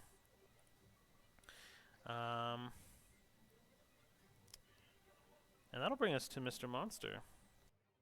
Mr. Monster. Mr. Monster. And he is going to do another arcing swing with his mace. The unfortunate part is every single one of you, aside from Cedar and Dimron's sister, is now in range of this attack. So give me a moment to make some swings. So he's going to basically swing up his mace, his flaming mace, and he's going to swing it around at everybody. And it's just going to kind of cover the entire battlefield in front of him as you guys all stare up at him as he looks down at you menacingly. Guard 1 hits. Guard 2 gets hit. AC on Cloaked Figure again? 17. Okay, that's 18, so you're going to take a hit there. Okay. Ocarine, that's 14. Ocarine, what was your AC again? 14. 14, so that meets, so you're fine. Wait, do I have a higher AC than Awkward? Oh, that's cool. As a wizard, I appreciate that. Dimron, 19. Hit. I love you, though. Kittis, 19. That definitely hits. I'm gonna eat you for breakfast. Gale, 11, not hits. Okay. You can catch me. So, Just joking. Gil, you want to switch? so you see this flaming chain literally rake across as this flaming mace just rolls and bounces across. It hits the first guard, completely crushing and killing him. It bounces over the hooded figure as it kind of clicks and tears a hole right in the top of their cloak and just kind of hits them across the top of the head. 4 damage. Okay. Which, that was a really low roll, so that was awesome. The second guard takes the full blunt of the hit and will still remain standing. Ocarine, you were fine. Kittis, though, 6 damage. Okay. Gale was fine. Dimrin, 2 damage halved, so 1 damage. Love it. Okay. And one thing that you all notice is that this should have hurt way worse. The wicker that this thing is made up of is clearly thinning out and burning out, and almost as if the hits hit you, it's almost padded by a layer of charcoal. So black ash kind of stains your skin and body where you take the hit, but it doesn't hurt as bad as you would imagine this hulking creature should do. And it's also now probably 30 to 40 feet tall, as opposed to a full 2-3 stories. And that'll bring us to Cedar. Guess what I'm gonna say? Magic missile first level. Yep, not surprised. For my last spell slot. It works, okay? I love magic missile. Okay, that's a 4. Another 4. And another 4! Ability is fun. Nice. What's with you and the triple rolls today? Oh, that's good. Oh, because with magic missile, you... No. spell- I mean always rolling the same number. Yeah, no, It is weird. Probability-wise, should not be happening. Can I go back to the carnival games? Christina just walks away and just starts... Yeah, they're in the booths right next to you. You can see them. No. I should go steal a stuffed animal. No one's looking. Oh my god. I'm kidding. Is that you can? I'm not going to stop you. I'm sure no one else will. It's the least of their concern right now. Well, not right now. There's a time and a place. Time and a place. The time and place now. All right. So that's Cedar then. Is that your turn?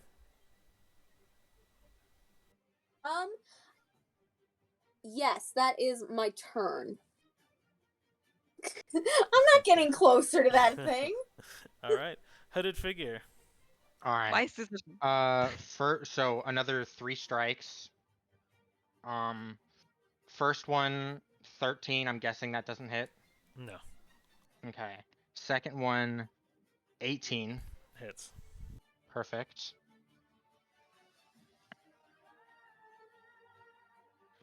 So that is going to be 7 slashing Okay. and 3 radiant. Okay.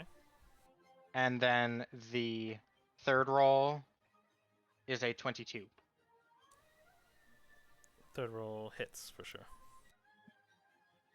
And that is 11 slashing and 5 radiant.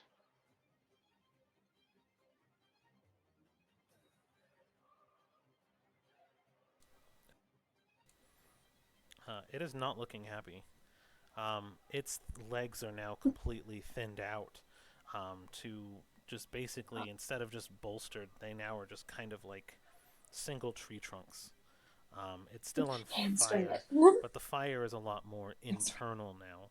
As you can see, the fire on the outside skin and the chest are just kind of dimming as the black smoke that it was producing before is turning to a softer gray and in some places a white. And it's Dimran's turn. Right? Alright. Yeah. Does this leg look thin enough that if I hit well enough, I could chop through it in a single blow? Hamstring it. Targeted blow. So what I'll do is I'll have you do an attack roll, and then I'll do a strength roll as well, like a strength check, to see, and I'll contest it. Okay. And I'm actually going to, because I was worried I wouldn't have enough hit points, but I really hope I do, I'm going to reckless attack this. Okay. Just to give me better odds. That's a natural 20. I can't even just natural 20. Perfect. All right, let's see here. Okay, so go ahead and roll your damage first. Okay. And then I'm assuming you're doing we'll do the strength roll. Yeah. Okay, so that is 20 damage. Okay. And then go ahead and do a strength check. Okay.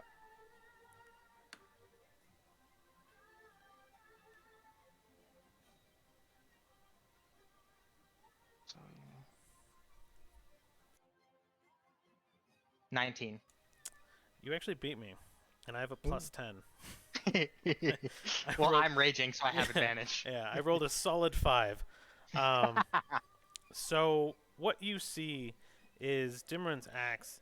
You usually see the broadside hit, and this rage she flips her axe sideways horizontal and swings with all of her might, cleaving the tree trunk of a leg, as it then falls down on one knee prone, thrashing about. An igniting of flame sparks up as you almost hear like a roar of just burning smoke and flame and wood and wicker as it cracks and bends. It's still alive, but now permanently prone, seeking revenge on the attack, staring Dimran right in her face.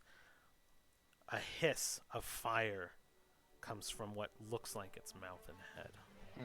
And she's gonna look this thing right back in where she thinks its eyes are, and just in giant, because this thing was a 3 fucking story creature, she's gonna say back, "Fuck you." You're assuming just because it's big, it speaks giant. How dare you assume No, that? I'm just saying it in giant because it's big, not because I think it'll talk back. No, I'm kidding. I just wanted to mess with you. Love it. All right. So is that your turn, Dimran? That is my turn. All right. We'll do the standard 2 bow attacks from Annie. One will hit, and she will do 4 damage.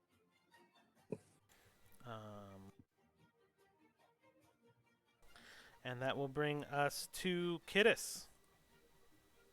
Did Ocarina not go? Oh, Ocarine. Sorry. Yes. Annie's Ocarine. Perfect. Thank you for that catch.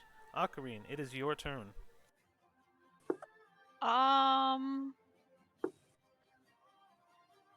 Okay. I'm going in and try to attack the other leg. Oh, jeez. All right. So you see her dodge just kind of go and hit the other leg. Do your attack roll. 17. It hits. Perfect. Roll your Like the dude in Monty Python. your damage and your sneak attack damage if you'd like. Damage would be 5. And then your sneak And attack damage. the sneak attack will be a 10. Okay. So, Ocarine runs over with her bare claws and just goes, I could do that too, right? And she just cleaves the other leg. And as she You owe me a course. That's right, as she swoops around, she almost spins back around, hitting the same exact spot with her claws. The leg cracks and splinters. The creature loses its other leg, falls to the ground, catching itself on its arms. It tries one final time to ignite in flames, but the black smoke that was there filling the air fades into a white as the life of the flames instantaneously all across its body becomes nothing more than a smoldering ash, and the body crumples, falls apart, and just a wind of ash covers the entire group and battlefield as it falls dead, lifeless. Is the gem still there? I want that thing. Yes, Oh. Chaotic, that is a kill. Please, Doku, please read what Chaotic sent in the chat to everybody, please. I However, love it. So I guess that means Chaotic's blessing is Ocarine will get what? The next Saving attack throw roll or gets a save D4. gets a Yeah. bonus D4. We'll definitely make sure to keep note of that. 10 cc's of oxygen in the blood to kill. It's like, what the heck, Chaotic? Calm down. No, Just going back and trying later. to read the chat. And interestingly enough, all of the fire piles of broken pieces of fallen Wicker Man also will go out and remain just smoldering ash. is the gem still there? She's obsessed. Go find it. Roll She an Kid is like investigation. Kid is darts in like almost like feral child. What do you mean almost? Mm. Come on. Legitimately asking. All right. Investigation, you said? Yep, let's see what you can find. I can't find right now. Chaotic, I'm all for the additional blessings. I play 22. fast and loose. So I'm all for it. I appreciate the interaction, honestly. We're gonna make Chaotic Blessing a point redeem. I swear. I think so. Oh my I God. think so. When we move to point redeems, let's make a note right now that when we point Oh, yeah. redeem, Chaotic Blessing will be a thing. Yes. But 22. Dang. So you are frantically crawling all over this body of just ash and silt and just smoke Horseshoe. poofs, and you about know where it is, and you're not so much using your knowledge of Wicker Men or construction, but you're like, I know there was a head in there, and you're almost sniffing for the burnt, decaying flesh of a human head that probably was still inside its chest. And as you get on top, you kind of open up its chest area with just two hands, and like childlike wonder, the glinting of the Dreamstone flashes across your eyes as you grab it and pluck it from the skull of charred flesh, and there it is in your hand. This is just like, she pockets it This child. and then teleports out. So the Dreamstone. Get the child. The Dreamstone is an interesting item. It's basically, if you place it on a sleeping person's head, you can see and interact with their dreams without waking them up. Oh, Don't you dare. it's back out. I'll come later in soot. Dang it. Now, there is always going to be a sleight of hand versus a perception check. The person who is sleeping, though, will have a disadvantage on their perception check. Okay. Why did I imagine if you get a nat 1 on the sleight of hand, like you're going to place it, it slips, you just drop this gem just square on their forehead, and that's what wakes them up. Just Cannon. ow! Fucking Why cannon. would you do that? And so, Kidus like teleports out and gets covered in ash and says, "An analysis. I need a bath." Good grief! Dimran's just gonna like disregard everything and run straight over to Galmore and check on him. Perfect. I want Cedar to go over to the dead Owlin. Can I? Okay. So hold on 1 second. So chaotic is, I can type up a list and we can have DM roll which blessing is assigned. Sure, chaotic. Drop it in. Shoot me a message on Discord and we can. When I finally make it a big thing, I'll cohorts with you. Also, before we start going to the transition to RP, very important announcement for you all, because also she is here. I may have done a little something back in October, and I'm finally able to show you guys. My dear friend Ava, who is a fellow cosplayer, she's super talented and an artist. I may or may not have commissioned her to draw all of y'all's characters. I know you lied. I did lie to You your lied. face. You lied. And You bold-faced lie. Uh-huh. I guessed it. Yeah. Yeah, I lied. So, I'm giving you a gift. Bold-faced lie. But yeah. If Doku, if you could drop the images and also the information of our dear friend Ava. Sure. Give me a second. I will go Thank ahead you so much. and I will. Oops. But yeah, I will circle up with Harry later and show him his. But I have the rest of you and mine. Nice. He's really You good. are freaking insane. And I love you. So I'm gonna go ahead and drop them on the map so the stream can see. Aww. Oh We have our my gosh, it's so cute. darling Kidus there, and her lovely pink dress. Sans jewelry, but very cute. Oh, I I love love her. the addition of the necklace. That was awesome. Thank you so much. Remember when I was asking you guys like weirdly detailed questions about the descriptions of your characters? I suspected. I just suspected you wanted to draw them yourself. No, I went and got someone better. I love her so much. We Hi, have Dim. our Dimran. Love it. Too tall, Very but love nice. it. Hold on. She's a tiny one. I'm kidding. I'm kidding. There you go. You're starting with the It's about right.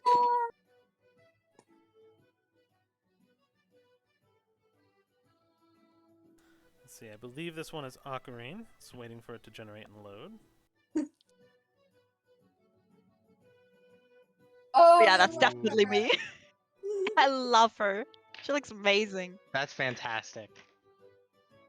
Thank you so much. And there we go. And then we will drop. Chaotic said, "Me wow," like meow.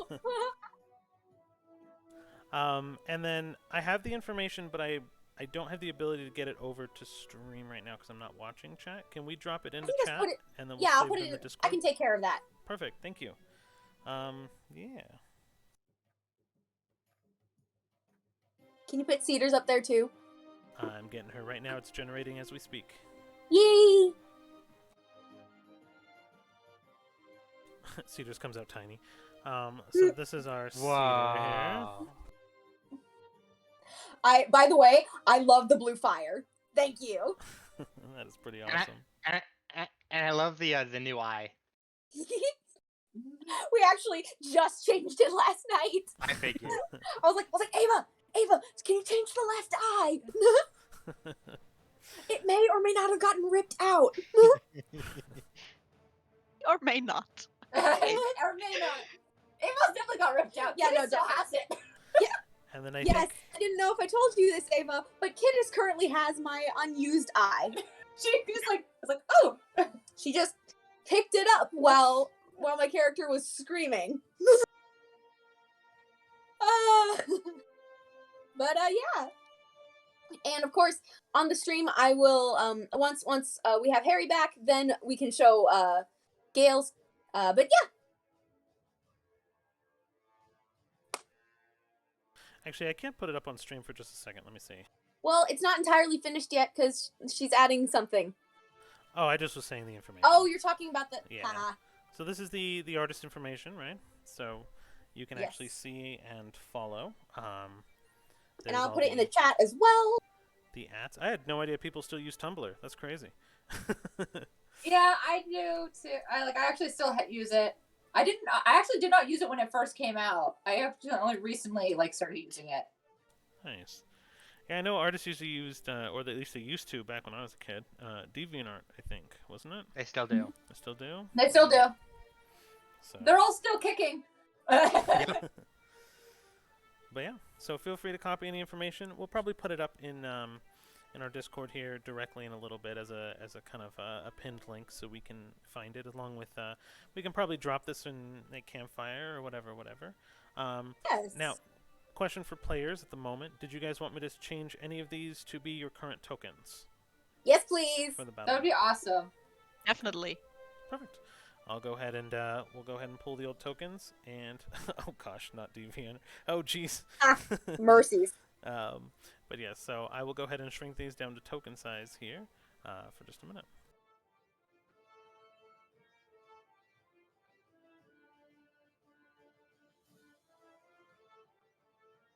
There we go. It is all in the chat. But a big thank you to Ava for being willing to do this.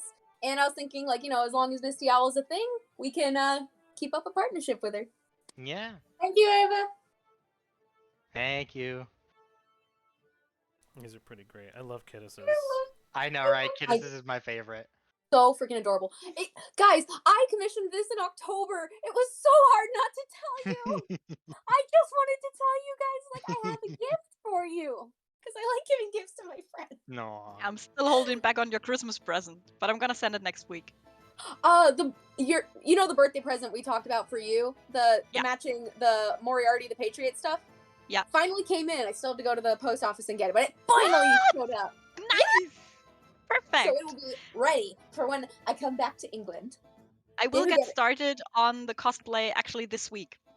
Oh, awesome! Because I'm on night shift, so I will have time to start on the cylinder and stuff. Nice. I have the suit. I just need to get the wig. So hard to find that wig. Holy frick. World Beyond My Mind is helping me with the suit because she is doing a Liam cosplay as well. Awesome. I can't wait to see it. Me neither. But yeah, there's the art. All right. Well, there we go. So awesome, oh, by the way, I'm going to visit them her and Weave cosplay in April. Cool. Can't wait to see the pictures. Yeah, we have something very special planned. Ooh. In any case, though, the game. No, all good. So we are now gonna zoom out just a little bit.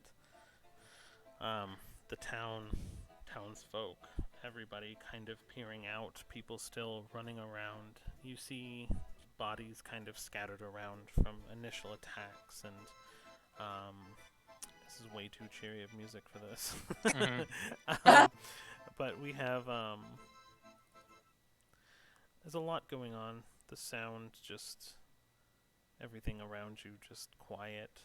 You hear crying from people kind of trying to find some of the loved ones that were discovered from the attacks and things. And Dimran, you see take off almost immediately to go find her brother, who was hobbling away, and she's joined quite quickly by her sister, who makes pursuit in the same direction. Kiddus jumps up on this hulking creature that's no longer on fire and pulls out a green gem, the size of kind of her hand almost, but it kind of shrinks just a hair as she kind of fiddles around with it. And let's see, what else were we doing? Yes, Cedar runs over to look at the owlin, to see, because she'd caught it in her eyes and her vision the day prior, just the bird in flight, but the fact that she was now just on display, decapitated. um, she kind of runs over to do her examination. So we'll cut first to Cedar. Oh, did not expect that. Okay. She kind of looks at it for a second, then gets down by the head and very gently closes the eyes. May the wind ever carry the wings of your soul in peaceful flight, child of breeze and moon. So you kind of do your prayer over the body, and Gale kind of joins you as well, just to see if there's anything he can do to assist. But as you kind of look over the body, you notice that this person was also from an adjacent noble family. They're wearing the crest and insignia on their leathers, of just an adjacent noble family from your hometown and area. You didn't know them directly, but you would know the family. Oh no.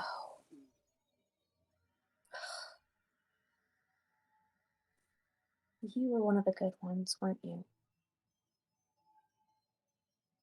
And I just kind of get up and walk off to like somewhere where I can sit by myself, and I just kind of sit down.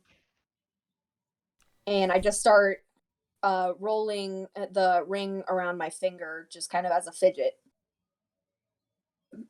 All right. And I forgot to ask Ocarina, are you doing anything in particular? Nothing much. I'm dusting myself off, checking the damage in my clothes, and just observing the others to make sure everyone's fine. Perfect. Okay. Then we will cut to Dimran. You and your sister are actually competing now to get there faster, and she kind of almost shoves you a little bit out of the way to like get past you and faster. She moves a little bit faster than you, but not much. As you guys kind of turn the corner, and against some rubble, you see your brother propped up, breathing, but even though healed, the leg is mangled. I'm gonna look at Annie, and I'm gonna start hyperventilating, and I'm just gonna go, you can fix him, you can fix him, you have a little bit of magic, you know nature magic bullshit, you can fix him, right?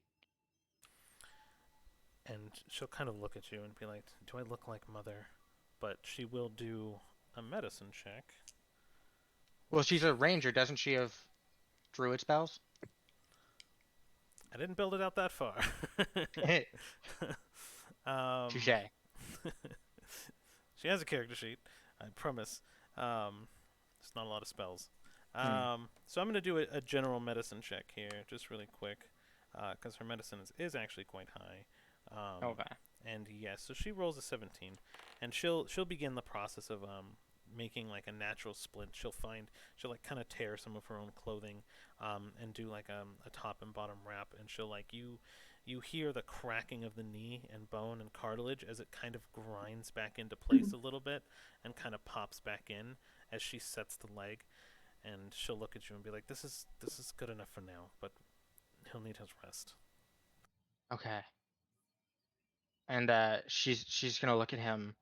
She's gonna go, there. I don't know what to say. She'll kind of look at you a little bit coldly and just be like, "I know this one wasn't your fault, and it's probably not the time for humor. But why does this keep happening when you're around?" She chuckles and she goes, why was I thinking the same thing? Because I was about to have her say, at least I didn't do this. At least I didn't do it this time. And Galmore just kind of lets out a chuckle, and he's like, "Y'all are too ridiculous, but at least you're laughing together now at my expense."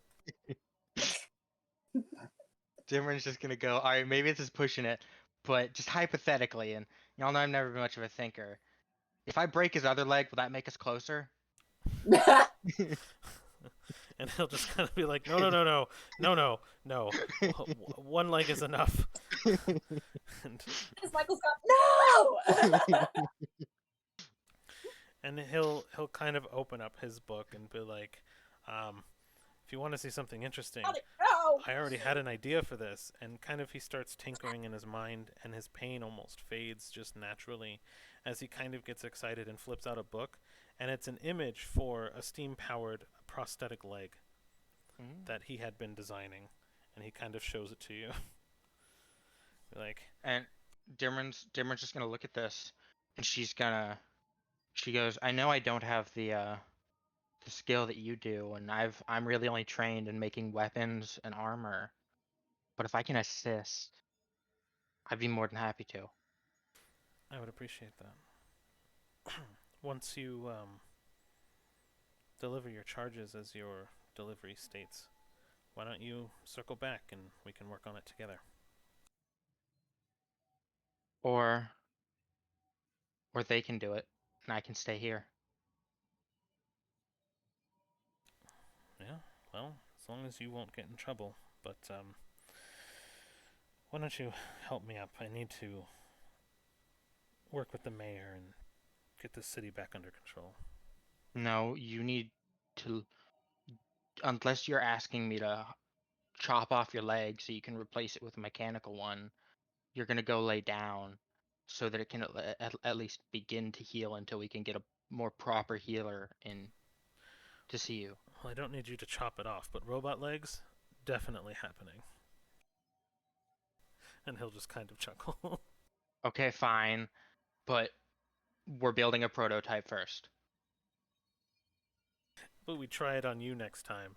And then your sister will kind of chime in and be like, well, aren't you two as thick as thieves? Let's go. And she'll kind of escort you through kind of the chaos.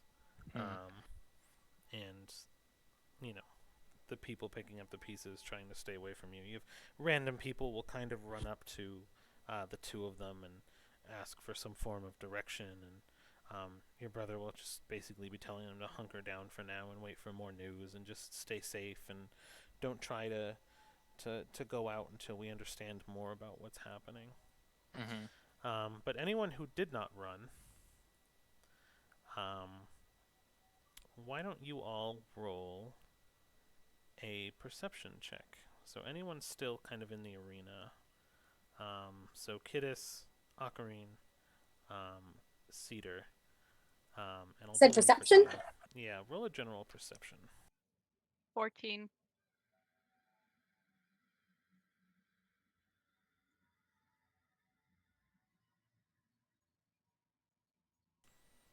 That's a 9. And mine's a 21. Okay. Dang, you're actually perceiving things today. She's like hyper. She's like she is in rare form right now. Well, it's all the adrenaline from being close to death that she's just like. So anyone who rolled a 10 or higher will see something floating in the air. Ignore the compass because it's a little backwards. The orientation of the city is backwards. I just didn't have a proper map. But floating to the north, which is the southern part of the map, out of the city, you see a very familiar purple ball of fluff. Just floating in the darkness, trying to make its way out of the city. It just yells out, "Get back here!" and like in Sylvan, just and just starts running, trying to like get to it. So let's see here. You will eventually lose sight of him. So he's going to kind of phase in and out if he notices you following. You can probably follow him through the crowds, but there's still people everywhere. A lot of people are injured, panicking. But they're like actively kind of surrounding you and stopping you, calling you a hero, and like thanking you and trying to shake your hand and one woman runs up and tries to kiss your boots because you were one of the people who saved her husband. You know what I mean? So just as much as like you're hindered, you try to follow, and he escapes your vision as he continues to float northerly out of the city. Kid starts cursing in Abyssal. Let me see if anyone understands Abyssal around you. Probably not. No, no one understands Abyssal. They probably assume that you're speaking another language and doing some sort of prayer of goodwill over them. They do not get your intent at all. Yes. Yes. This child. This child is very A sweet. prayer of goodwill. It's not just pissed.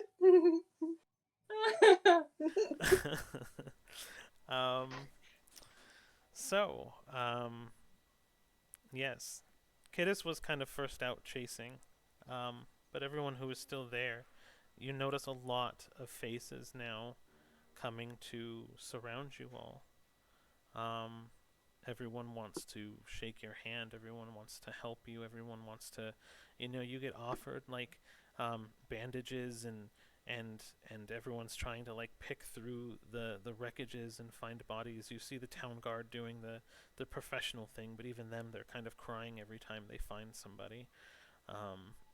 But a lot of people start coming up to all of you and like trying to touch you and shake your hand and offer you jobs and offer you, to fix your clothes, and people going, they'll buy you rounds at the bar, just where are you staying? And so everyone now is just surrounding you.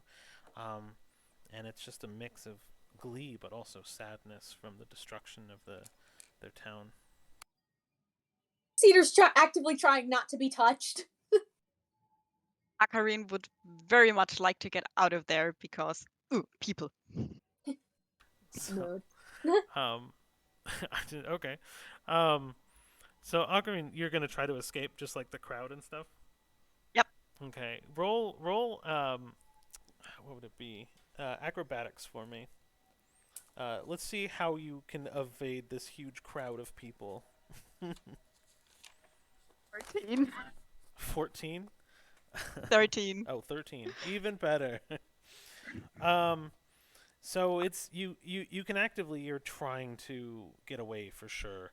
And people are crowding. You're able to kind of avoid a majority of the people, but you will eventually kind of start taking some more back alleys to try to avoid people, and they'll kind of lose sight of you, but you also lose sight of where you are and have no idea where you are, and you're separated now and alone. Yippee. Cedar. So Kidis Oh, what's up? is gonna just try to make her way back to Cedar now that she lost the stupid mothball. I'm still gonna shake that thing like a fuzzy maraca when I see him next time. Respectfully. Perfect. You two roll another perception check for me. Both of us? Yep. Gotcha. Ooh. 19. 22. So both of you notice as the mayor of the town was also looking up at the sky, and seeing you two look at the sky and Kittis kind of run and come back, he kind of fixes his eyes on you, and you notice him staring, but he doesn't approach because the crowd of people still surrounding you. Very gently, Cedar's wing just kind of like starts to unfold out, but in front of Kittis. It's almost unnoticeable, but I think Kittis would probably notice because. And yes, that is the canonical noise her feathers make. Okay. Very lifelike. So, the... Cow. Okay, so the cresting of the sun actually begins to rise after the festivities kind of fall apart. Okarine's still kind of wandering around a little bit on her own, just doing her best to evade people. Peace and quiet. I'm assuming eventually everyone will try to make their way back to the inn, aside from potentially Dimran, or what's your plan overall? Dimran's gonna once she gets her brother situated, she's gonna look at him and she's gonna go, "No, look, I have to go do some talking with the rest of my party. You're not moving from this motherfucking bed." I appreciate the gesture, but you'll probably see me moving out of this bed. He really said no. And he'll kind of laugh a little bit. Oh, nice. And She just. Sorry, go ahead. oh, he's like, I know the way you are, and I know where your interests lie, but there is a lot to be done. She just kind of gives like one of those like forced fuck you smiles and goes, "You're so lucky that I'm not at liberty to get mad at you right now because I'm trying to mend things." Well, I guess if you're staying, there'll be a lot of time for that. But go now, work things out with your party, and just try to do what you can for the town in my stead while I'm resting. Of course. And she'll head off towards the place that she think they would most likely be after all this time, and she'll head back to the inn. Okay. So, does everybody kind of make it back? Mm-hmm. Yep. Okay. Cool. So you guys kind of make it back, and you'll notice a couple of people already kind of in the bar. A lot of regulars there that just kind of live there. Everyone's just kind of solemn. No one's really drinking. Most people are just kind of talking about what's happened. And a lot of people notice you when you come in, and they give you kind of like this nod. And in the distance, you'll actually start to hear the mayor's voice echoing through the entire town, just making announcements. You can kind of make out his words even through the magical booming of the canyons. They very acoustically will echo a lot, and you start hearing the rouses of the crowd and stuff like that outside as the tide begins to kind of come back in and wash over the festival, and the Wickerman body itself just starting to be washed out to sea. And as the tide comes in and the stalls begin to kind of float and cause debris on the beaches everywhere, you guys make your way subtly back to your inn. And we'll cut back to all of you. Kittis was like, I need a bath again. Cedar's pretty quiet and kind of seems a bit distracted. So Kittis goes over to her room and basically is like, looks at her dress and is like, I've got to clean this. You've got to be kidding me. Because like she's not realize what she did. like it's not clicking the consequences of her action. Imagine! Finally! It's a bit after the fact. It's like, there was consequences for this. And so she goes into her room. After she makes the action. And she has to deal with the consequences. So she does she's going to try to take a bath, and then she's also going to attempt to try to scrub this, try to wash the dress out. Alright.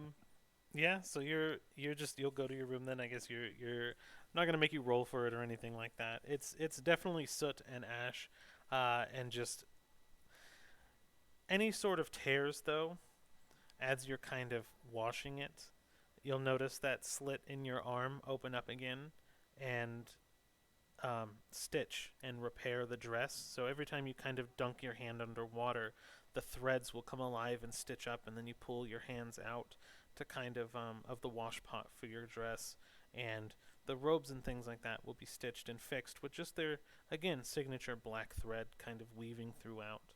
And eventually you clean your dress for sure.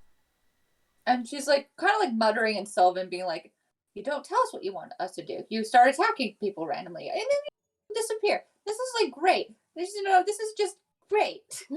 So helpful and clear on your instructions and what you want. And she doesn't hop, plunks into the bath, just going just trying to get everything off. Why did I picture when he said, "I'm not gonna have you roll for that"? Like, rolls a nat 1 for bath, you drown. It's just like I could have done like medicine or something to see how well she cleaned it, but you know, it's fine. She's magically capable of fixing her own clothing now. She just doesn't realize why. Okay, and so, the well, I guess the night goes on, and Dimron will return, and I'm assuming you guys are all just kind of in your rooms. Did you guys want to talk about what happens next, or what your plans are? Or is everyone just kind of retiring? Well, I think talking is a great idea. I'm gonna go pee. My character's taking a bath, so I'll be right back. Yeah, I think Cedar knocks on Dimron's door. Well, so would Dimron have just gotten you back, there? or? So Dimron will walk in and see Cedar knocking on her door, and now you guys are just awkwardly both staring at each other in the hallway. Oh, thought you were in there already. Oh no, I got back from helping my brother. What do you need? How's he First, how's your brother? How's he doing? He's managing in his own Galmore way. Okay. I didn't mean to hurt the person inside. I wanted to help it. No.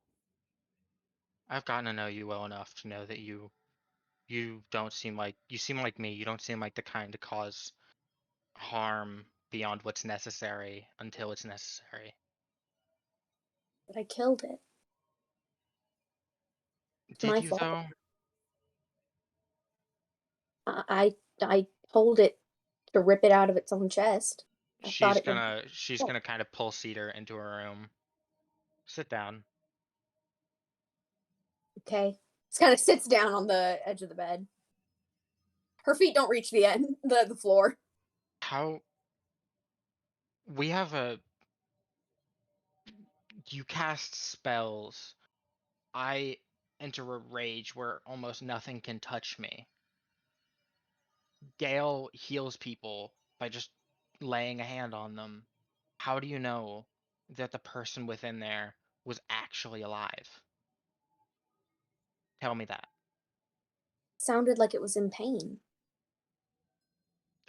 So you've never encountered an undead that groans?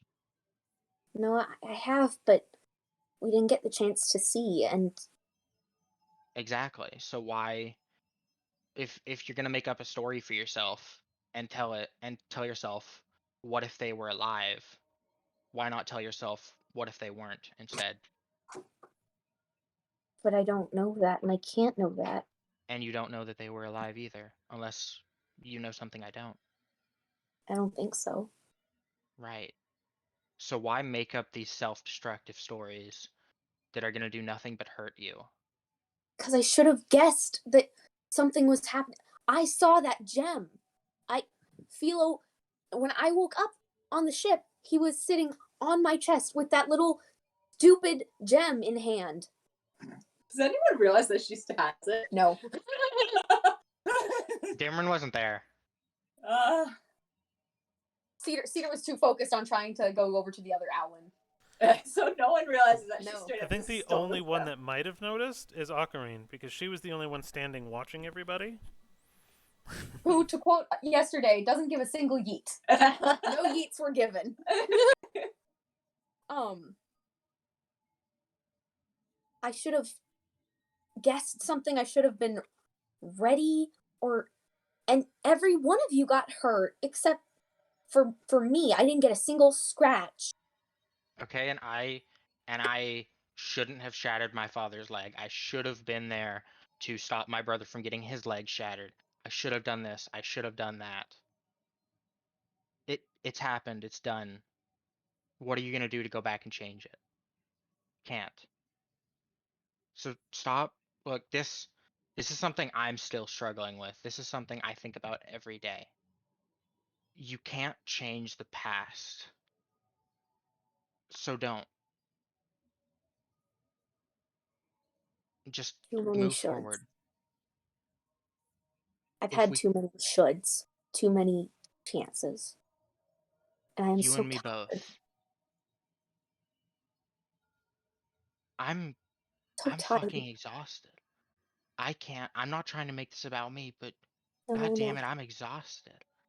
I don't want this to be my life, but it is.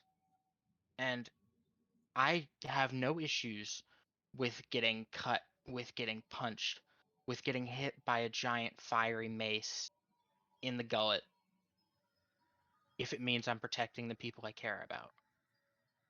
So if you're not gonna replace your what if story with a better what if story, then tell yourself this, because this is just a downright fact. What you did, you were doing not only in defense of your friends, but in defense of an entire fucking city. Okay. Thank you. I That mean, does help. there's so much that we could do, that we should do, but sometimes we just can't. We don't have I don't know much about wizards, as you know. I don't know if you'll ever have the kind of magic that the Fae do, but on the chance that you do, you probably won't have it for a while, if you ever get it at all. And until then, you can't go back, and you can't change these big events, if ever. So why dwell on them? Why live your life with what ifs instead of instead of what will be's? And I'm not one to talk. I've been telling myself what if for 34 years. I've only just learned to stop doing it. Okay. So I'm not saying it's easy. I'm not saying you can just make it happen.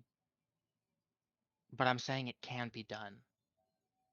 You just have to bust your ass to get it done. And when Yeah. that day comes, nothing will feel better. For both of our sakes, I hope you're right. For frame of reference, you've seen me lug around that big crate of steam packs, yeah? Yeah. Kind of Imagine hard if to you had 20 of those on your back at once. That's what 34 years of what ifs does to you. Yeah. And imagine just being to let those go one at a time.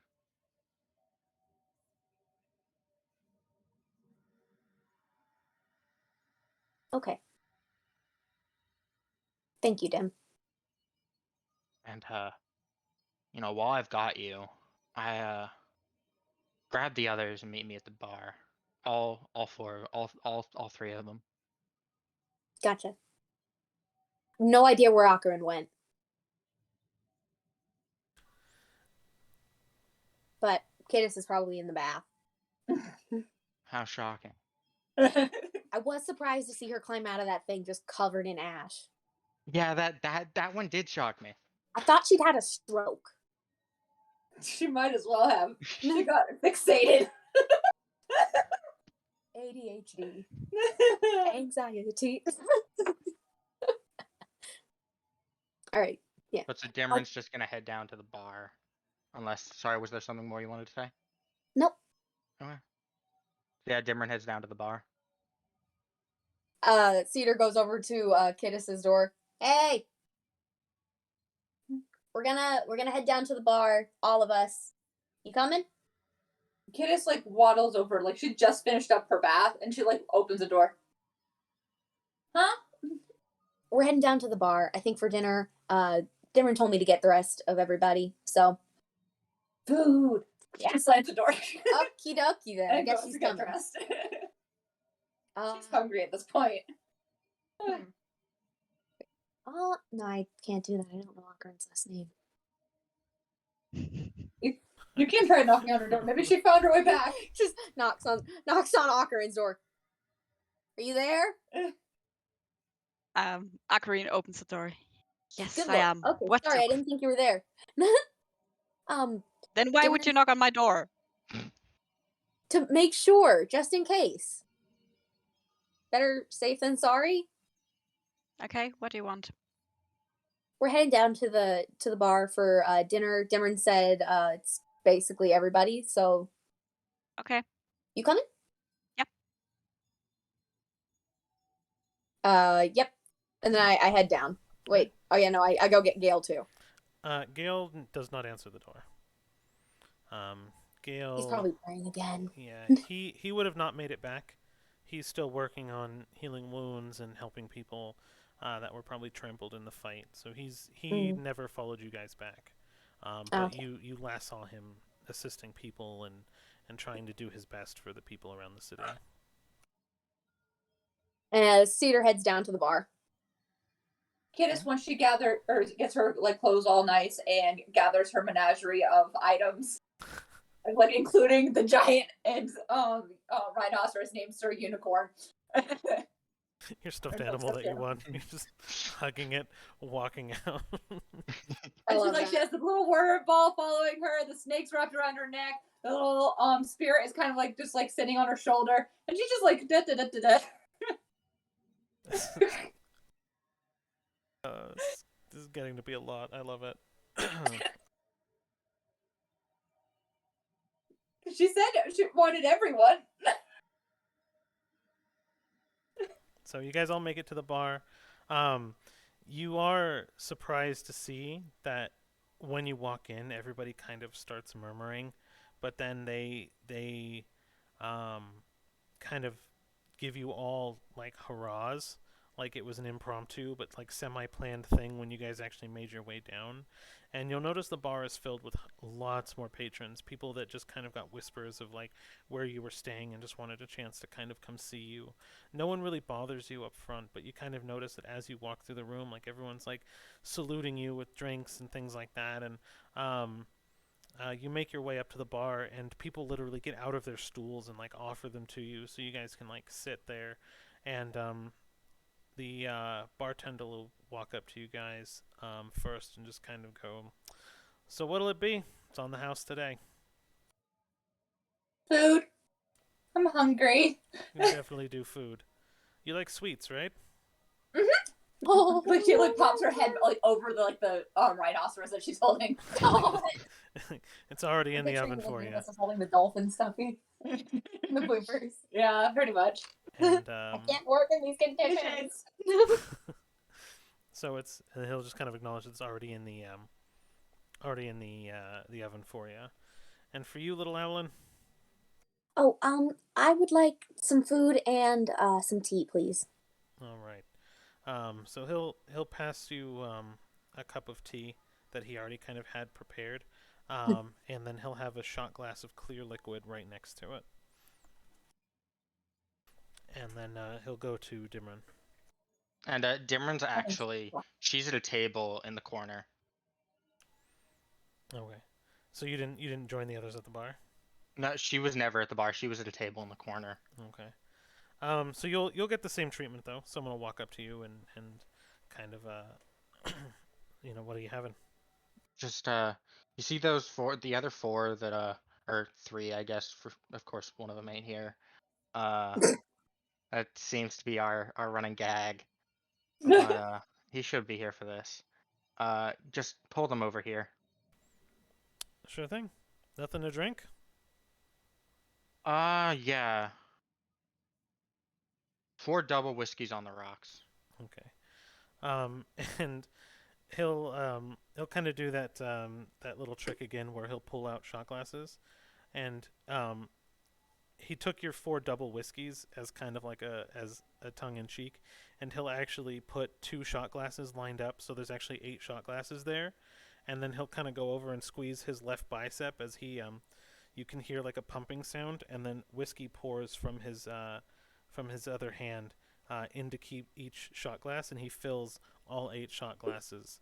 And he just kind of tries to do a little bit of a performance. He misses a little bit because he's like nervous being around you. And then he'll whistle really loud to get the attention of everybody. You three, your friend's over here. And Cedar kind of takes her tea and like hops off the stool and goes over. Sits down. A few minutes later, there'll be a really large plate of food coming out to you. There'll be greens, there'll be chicken, there'll be like a lamb chop or pork chop on it. They didn't necessarily know what you wanted, but they literally gave you this like meat platter variety with like some asparagus and some corn and just basically like no bread, so no filler, just all really nice like garnishes and veggies and stuff like that. And then as Kittis kind of walks over and sits down, almost immediately after she sits down, a 4-layer cake is placed in front of her, with just embellishments of like of frosting roses and flowers, and there's a pendant hanging around the bottom layer of the cake that is the bird skull that she has around her neck. So they had acknowledged the necklace and made like a little fondant charm on the cake as well. There's like anything for the heroes in this bar. And when he says the word heroes, the whole bar erupts with a cheer again. But he's like, "We'll leave you guys in peace, though." And then Thank you very much. and then he'll kind of go by Ocarine and say, "I don't know much about you, but I know your type." And he'll give you 2 very shiny gemstones. Because you didn't really ask for too much, but he'll give you 2 shiny gemstones that are probably worth about 20 gold each. But they're shaped in the form of cat eyes, and they're like cat crystal eyes. Mostly just as like an expensive trinket as a thank you. Akarine takes the gemstones and she doesn't say anything, but she kind of smiles a bit and just gives him a nod. Okay. And you all make your way to the table with Dimron. And Kittis just immediately is like, and like starts eating her cake. Why am I picturing just head? No, she's too neat for that. No, I know. It was just a funny mental image. But she does stab the cake, and she's like, "We're eating this entire thing." Oh no, this child throws up again. Dimron I'm just not looks at cleaning up. this. Dimron just looks at this and kind of chuckles and then goes, "Kid, slow down." She like looks at a different dead eye and goes, Kid, Just- remember when you threw up at the other end? Dimron just slides the cake away and just hold on. And she distributes 2 shots to each person at the table and goes, "I was hoping Gail would be here for this, but figured we could use A, something to take the edge off. B, I have a toast." And she raises up both shot glasses and goes, "To first drinks and last ones," and shoots them both back. What? What? Kittis does take the drink, but she just like looks at like different like, and then slides the cake back. What do you mean by the toast? Oh, yeah, that's why we're here. I'm staying. You what? Yeah. Meat shield still though. Kittis! We do. Neither of us can take hits. The only one that can take hit is our healer. She just goes, "Yeah, look, I have my family back. They need me, especially now that Gal's leg is how it is. I think I can fix things."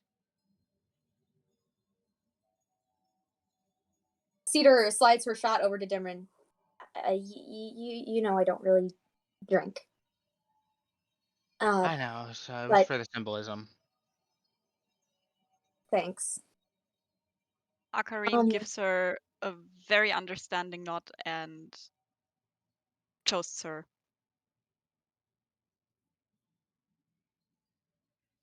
Do what you gotta do. I'm glad you had this chance. And Cedar kind of stands up and just walks out of the bar. Dimron's gonna follow. Cedar's trying to find either some trees or like you know how the city's in a canyon? She kind of sees the forest edge there, and she's trying to go there. Oh, so you just take off flying. Yeah, I just when I get a couple steps out of the bar, I just Minecraft creative mode. And so Dimran's gonna start like full blown dashing, trying to keep up with Cedar, and just going slow the fuck down. Cedar is ignoring her. Okay. So let's see here.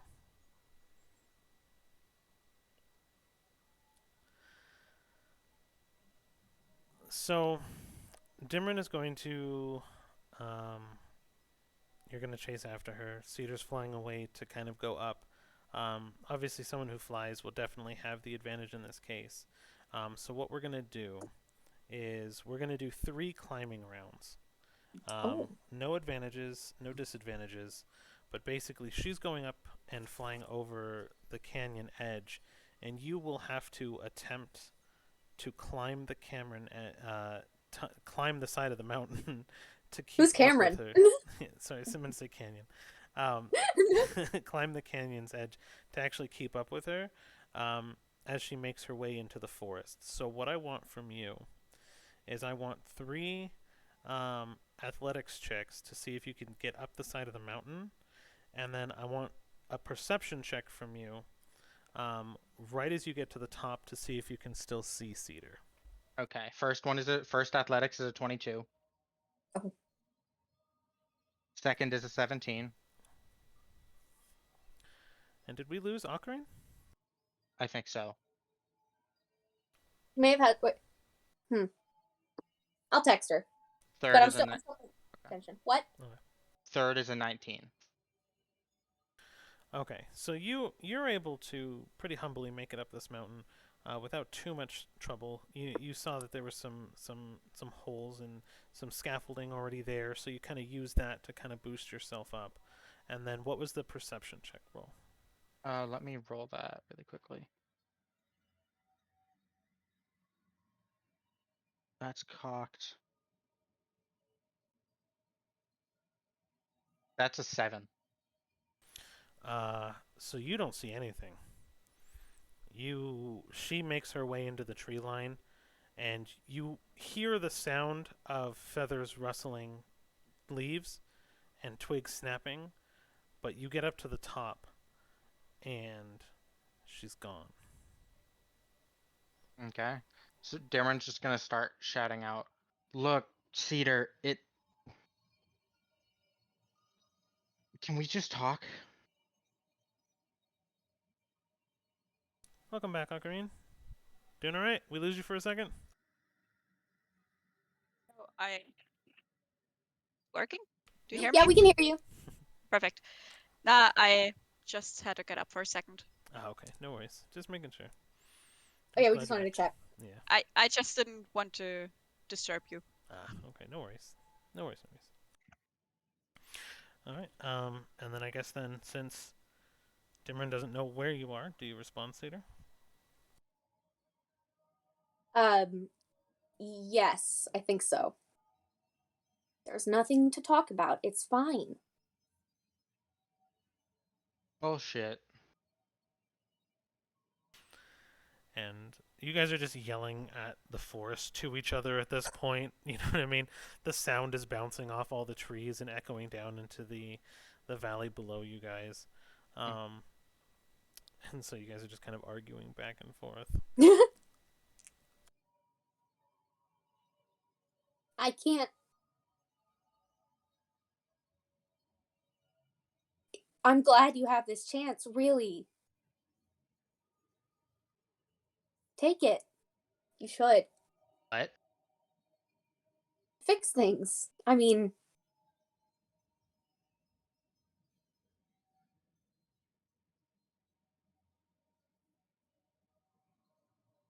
look, why did you follow me? It's fine. No, it's not. I just go out here. I just need trees when I'm feeling bad. It's fine. It's not fine. Just get down here, please. I don't like yelling at trees when I have conversations. And then Cedar kind of comes out of the shadows. And her hood's up. What? Do you actually get on level, or are you just visible now? What? I'm sorry? Do you Are you actually on the like ground? get on level with Dimron, or are you just visible? Yes, but she's kind of like just came out from behind a tree. Okay. Look, can you get down here? This hurts my neck. And she gets down on the ground. And Dimron's gonna walk up to her, pull down the hood, pull her in for a hug, No. and and just she puts her hand when she's hugging Cedar, she puts her hand on Cedar's back, right on top of the inscription, and just says into her ear, "I meant every word of it. I'm not gonna be here, but I'm always gonna protect you. You're always gonna be my friend. And I might not be here, but I'm always gonna be here. And I don't know what you have going on. It's clearly a lot, and I'm not trying to make it worse, to hurt you. So just know that I'm not leaving you. I'm just going away."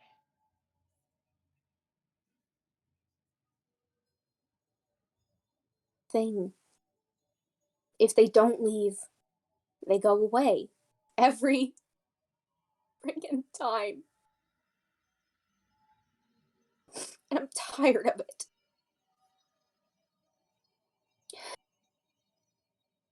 But I mean what I said too. You have a chance that people would kill for.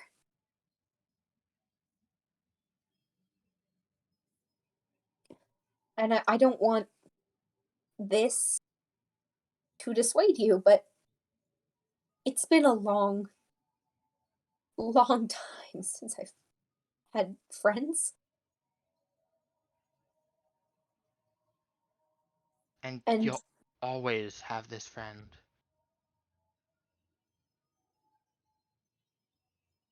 it's not the first time I've been told that. I don't think you mean harm, which almost makes it worse because I can't get mad at you. Look, you will see me again. And I know, and I can prove that because you've seen me take beatings, probably like no other. And here I am. You can't lose me. You can't get rid of me. People tougher than you have tried. And everyone has failed. When you're stuck with me, good or bad, you're stuck with me. Thank you for saying that. You will see me again. I don't know when, but I know that you will. And I know that people say things because I've been told things for probably longer than you've been alive. And they didn't keep their word. And it hurt. It hurt bad. But for that exact reason, I'm keeping this word. I will see you again. And Cedar actually returns the hug now. Okay, then. Just do me one favor. Depends. You know I don't take favors without knowing what they are. And she kind of tightens her grip on the inscription and just says, "Don't forget this." I can do that.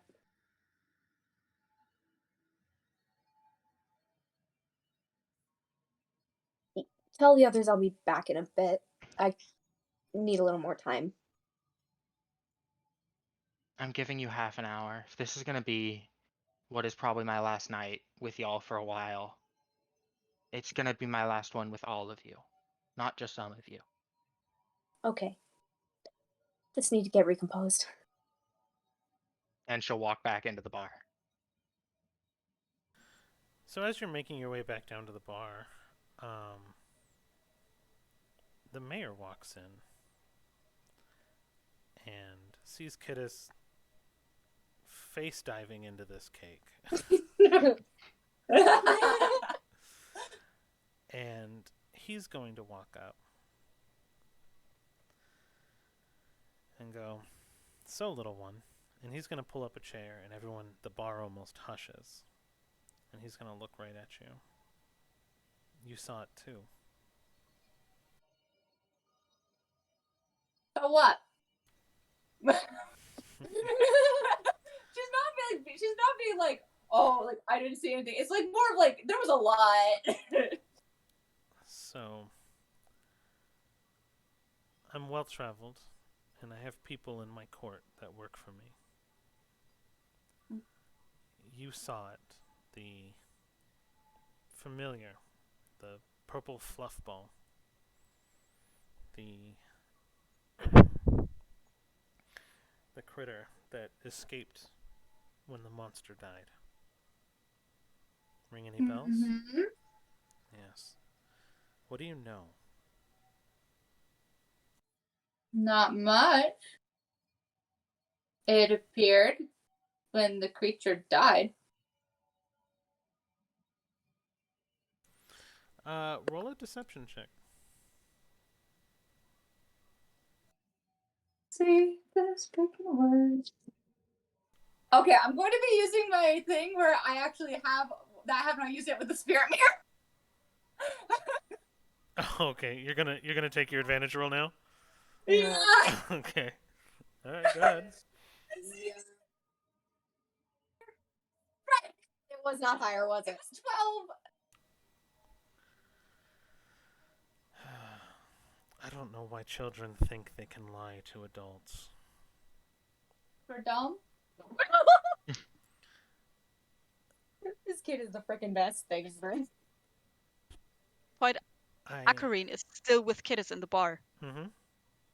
So at this point, Akarine is sitting up straight, getting out her claws, like not actually doing anything, just getting them out, leaning across the table.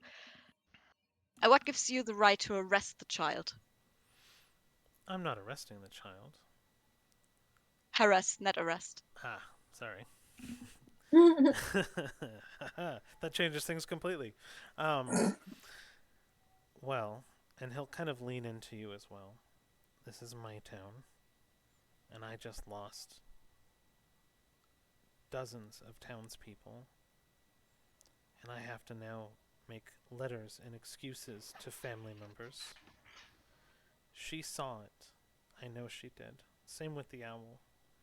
And all I want to do is know what I'm sending my raiding party after. So do you know what it was? I don't think you're gonna catch it. Good luck trying, though. I know its direction, and I know there's not much out there. So, are you with us then? Would you like to track it down? I don't know. I don't know. Oh, I feel so bad for not being there right now. And he'll kind of look at both of you. I don't need luck trying. I will find it. Will you be And why getting would him? you need our help? I'll take everyone's help I can get. I just had a feeling you knew what it was, because the way you saw it and looked at it and chased after it. I'll pay you if that's what it takes. We know its direction it flew from the city, and we're going into the desert after it. Thing as that may sound, and I'm all for the money usually. I will recline your offer. Maybe talk to the rest of everyone. We have traveled with it. True. But we We didn't know basically what- know nothing. So you're saying it came with you on the ship? I did not know that.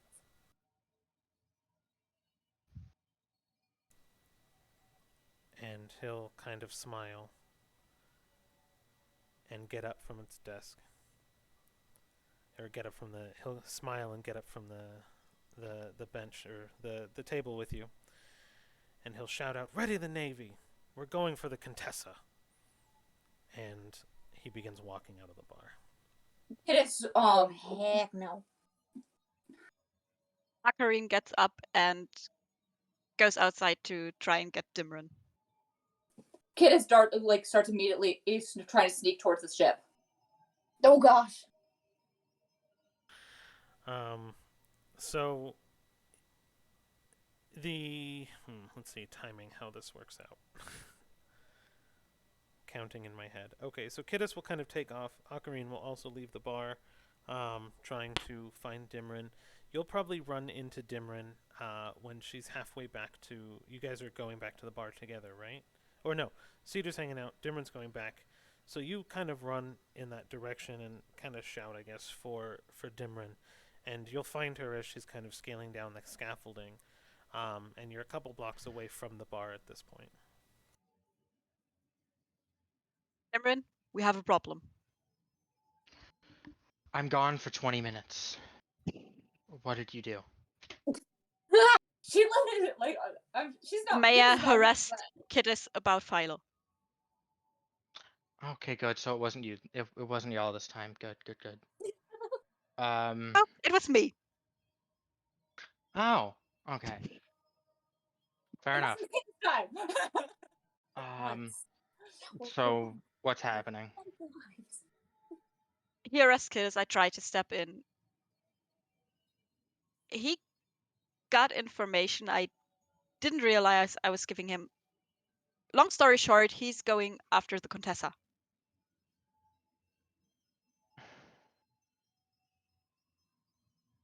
Wait, it's nighttime at this point. So it was nighttime. You guys fought through the day and kind of wrestled and things like that. I'd say the morning is kind of peaking. It's very early morning, and no one has really slept. Yay. Did I get a short rest at least? Not just yet. Frick. Okay. And okay. Just yeah. Let's get over there now. I think Kidis already went. Where's Sita? She's in a tree. She'll be with us soon. Unless you want to go get her, I'm heading over there. Okay, I'll try to find her. And Dimran will head down. Question is no, that's in the opposite direction. All right, Dimran's gonna head down towards the Contessa. Okay. So you're a little bit farther out at this point. Kidis will probably make it there before you. Do I make it there before the army? Well, you started to make a beeline, so the mayor probably went back to his office to kind of rally troops. So you'll have a little bit of time before he gets there, yes. So, Okay. we'll cut ahead a little bit and say that you kind of ran the beach down at full speed and made it to the docks. All right. She immediately runs over to the Contessa.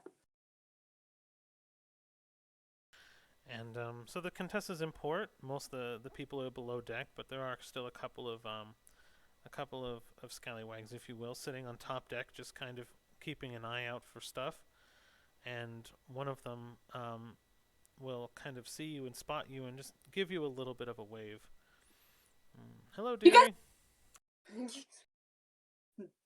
Kid is runs over. Captain! And so you're shouting for the captain directly? Yeah. Okay. So the boat is in dock, essentially, and you're shouting for the captain. And what he's going to do is from an open-looking porthole on the side, he's going to kind of reappear in his form, his tail just kind of getting thicker and thicker as the body kind of forms outward. And he goes, "What, little child? What's wrong?"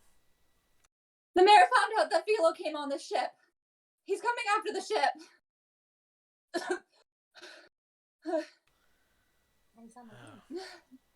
Well, looks like we had a good run. And he'll kind of look up, and the two pirates that were kind of sitting above deck will look down at him and go, batten it down, boys. We're going to war. And as you see that, as he says that, the ship begins to kind of push off, and he kind of looks back at you and goes, "Thank you for the warning, little one. Well, I guess this is where our allegiances end. I don't know how he found out, but I appreciate the warning. You may want to move."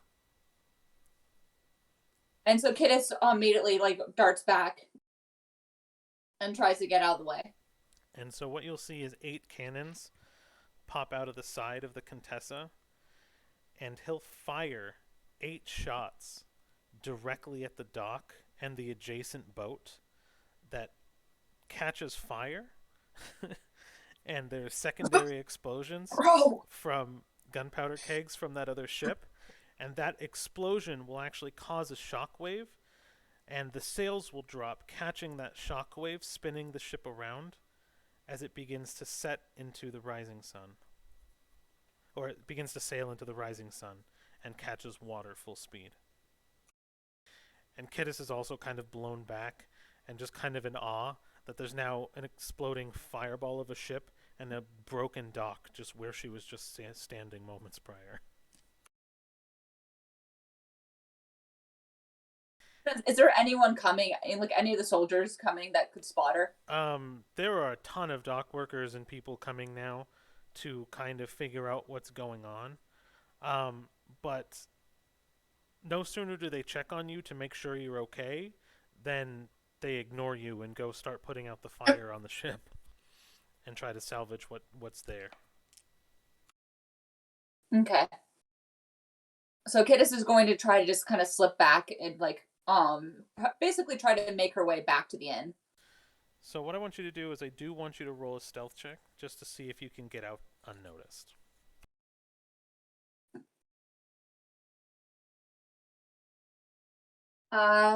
15. Okay.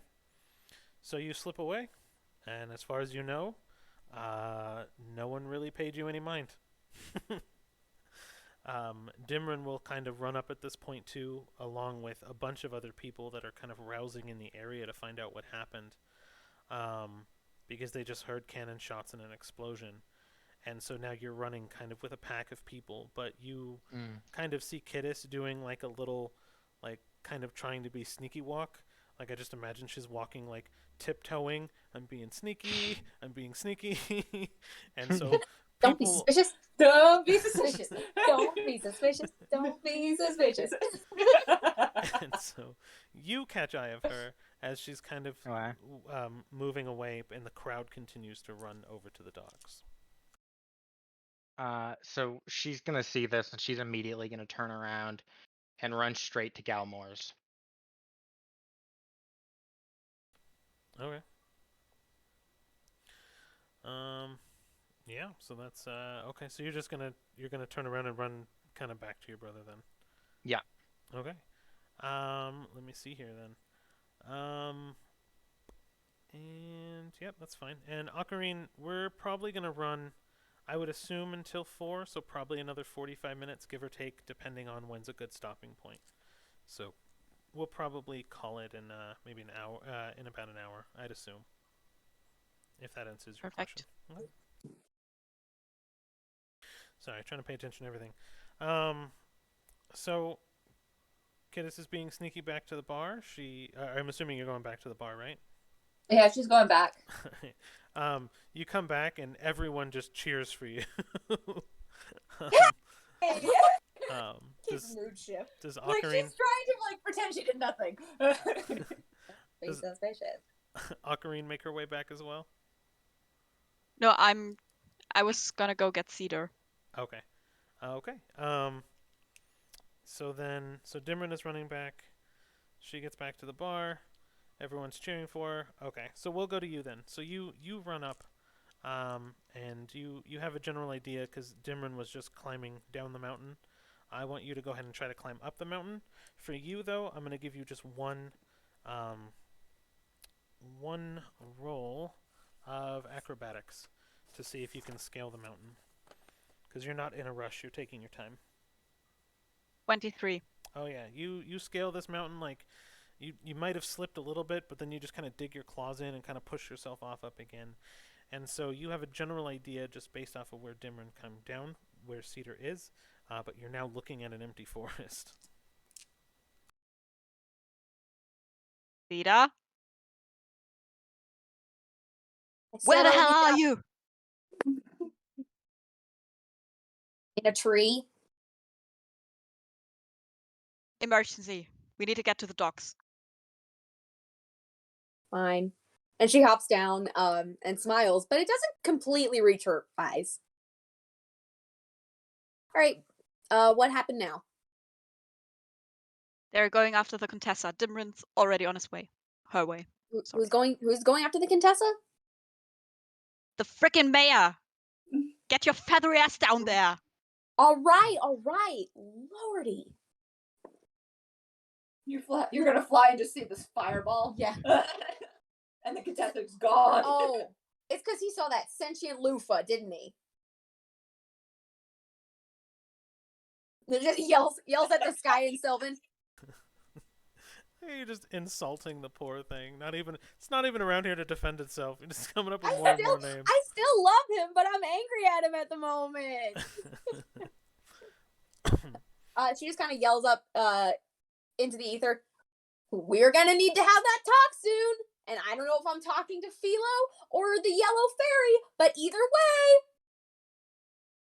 got a heck of a lot of splaining to do.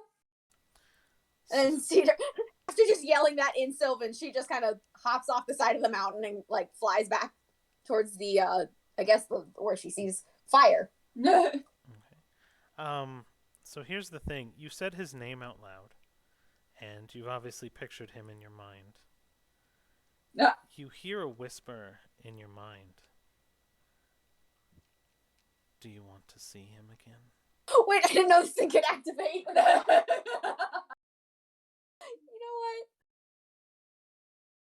Sure. I say that right before I take off though. So if it starts to like hurt, I'm just gonna not fly yet.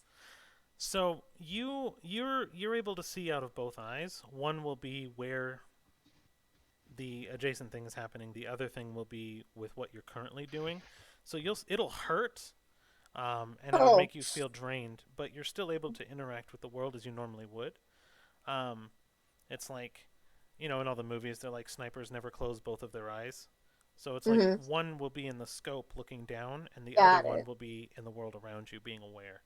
So you kind of take off and start going, and you hear a subtle chuckle as your eye begins to kind of leak miasma.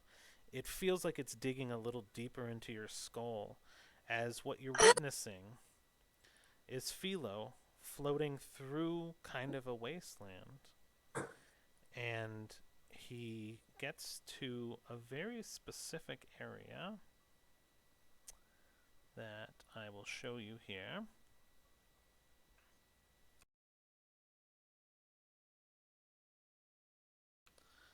So he's now kind of flying over just like a wasteland area. The greenery of the river, it's kind of like Egypt in this area where the Nile is very green and lush.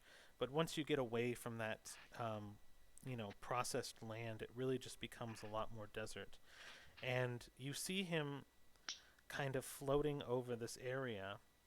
And as he approaches this statue buried in the sand, it becomes active, and a ball of water, or what looks like water, begins to whoosh around above the statue's hand. and you hear a voice that says, "So you've returned to me. Thank you for your good job. Come and get your reward." And you see him float into this blue orb ball, and all of a sudden, you can no longer see him. From what you understand of the eye, you should be able to follow him into this world, given the time limit that you have.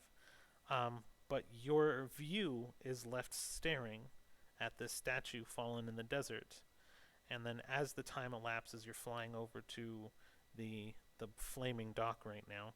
The ball just begins to fade and shrink into the statue's hand, and then your vision is left fixed in this area until the spell wears off.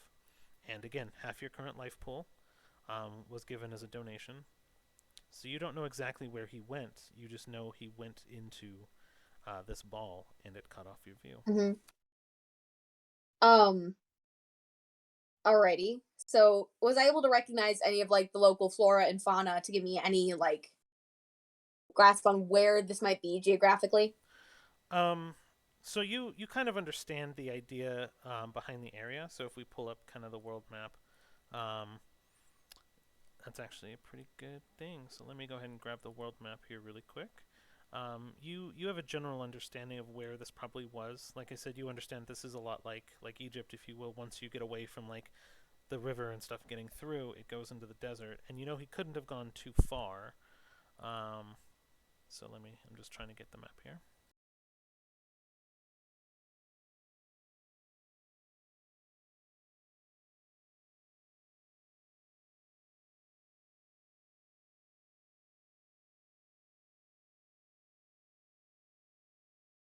So what you know of the world so far, we are in Kiberir in the top, and so he would probably definitely be in the wasteland above, because basically this area here is dotted with just kind of desert and wasteland. There's not much in the way of travel here. Most travel would be to the south, following the water again. And then going up to different cities. Not much is out here. It's very much just desert wasteland. And you would assume he was somewhere in this desert, given the fact that he couldn't have gone too far. I mean, he's flying and he's a magical creature, but he was returning home, so he could have gotten a little bit farther than a day or two's travel, but you have a general idea that he's actually not too far from the city, and he's in the wasteland and deserts around this area. Okay. Even familiars can somehow find a way to use me. Real fun. So you continue to fly, and you're kind of now at the docks, and you see a bunch of people grabbing buckets of salt water in like a daisy chain, and they're all trying to toss water. You have a couple of dock workers and stuff just kind of running around. A lot of boats are actually leaving the area. They're kind of being pushed with large sticks to get a little bit farther away from the docks, so they can actually just be left adrift. Some of them that have already kind of been pushed off have already anchored offshore, just to be able to escape the fire if there's any sort of wind change or anything like that. So it just seems to be absolute chaos. What Kiddus does best. Right. True. And roll a perception check. You. Me? Okay. I'm at the bar. Yep. Right. Well, yeah, but we just started talking about Kiddus, and I got. Oh, what are you, friend? Oh, you said perception. Yeah. All right, I think that's a +3. Yeah, +3. 17. So you look across the water on the gap. So you're probably at point 25 or 23 right now, just kind of watching the docks. But you look across, and clear as day, you see what looks like armed militiamen with rifles, and they're loading crates and steam packs and all sorts of things onto various ships that are docked near where you were the other day, near the library. So you notice the ships were kind of chilling before. There was not really a lot of activity. Now there seems to be hundreds of people, thousands of peoples and sailors, women kind of waving goodbye to their loved ones and kissing them on the cheek. You see a couple of those, like, you know, the dips where they kiss their wives and then get onto the boats. But there seems to be a ton of boats and kind of preparing. And as you look down, as you're kind of flying above this scene, you look down and you see the mayor staring up at you, scowling. Also, as a player, just now learned that guns exist in this world, and that terrifies me. I did not realize guns existed either. Me neither. I'm scared. So they're very rare. Usually they're single shot flint. And then, of course, you have artificers that have their, I guess, creations that can also be ranged weapons. So they're very, very uncommon. But you kind of get the impression that they're probably made here. A lot of pieces of Warforged are made here. You know, there's a lot of workshops that are going 24/7. And you kind of get the idea that, like, this town is kind of the spearhead to the weapon of the war. You know what I mean? They don't hold the spear, but they kind of create it. And yeah, so there would be flintlock, single shot flints, things like that. And for flavor, we can probably also make steam-based projectiles. Pretty common as well that you might see. And we can we just take a second and appreciate Chaotic's most recent comment? I don't think I saw it. I can't see it, so I'm concerned now. She said a druid can turn into an octopus and have 8 guns and be a Gloctopus. Gloctopus. All hail Gloctopus. Oh. I'm just now realizing. Okay, so the mayor was originally going to go after Philo. Now it's going after the ship, which means that there's not really anyone going after Philo. Right? Yes. Currently. Yeah. I'm scared of your questions now. Every time you ask a question, I just get this sense of fear and foreboding. I'm thinking. Trying to find that battle map because I think Chaos would appreciate it. I have a boss room that I didn't write into this campaign. I'm gonna try to find it because it would be perfect for the Gloctopus. And I'll if I can find it, I'll bring it up on stream in a minute. Behold the Gloctopus. But here's my thought process. We have the ability to completely alter the Earth. Yes. With the geomancy spell? We could go after Philo, mess with the Earth, make it so they can't have a harder time going after Philo.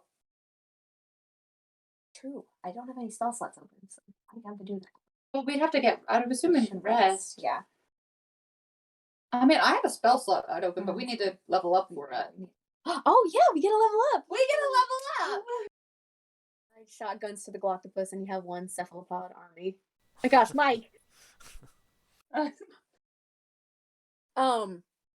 think Cedar would take this opportunity to land because she knows that she probably can't really avoid a talk with the mayor, especially because he knows where she's staying. So she's like, you know what? Let's just get this over with. No, you avoid at all costs. I know. I just think Sophie thinks this will be interesting, so Cedar's gonna go suffer. So. Greetings. You really live for the drama, do you? I found out some things since I last saw you. You saw that creature. And now I know She you actually brought it didn't. here. Oh wait, no, I actually didn't. She Absolutely actually right. didn't see it. I She saw didn't. Kittis, but she didn't see that. I saw Kittis. The Gloctopus on Magic Missile, and it's Chaos Rain. Oh my gosh. But in any case, though, she really actually didn't see it. I didn't. She saw Kittis run after. It's fine. Because every person in the world doesn't lie. Wait, is he talking, or was that? So no, he talks to. Was that DM? That was DM. Back in. Yeah, it's like, so I know you saw that creature. I know you know what it is, and I know you brought it here. That's assuming a lot of things. Number one, I did not see it. My young compatriot did, but I did not.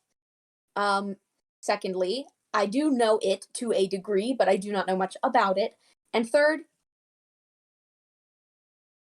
how do you even know that? Like, you're assuming a lot of things. I am assuming a lot of things. But what I'm not assuming, if you guys heard that, Chaotic, sorry, no.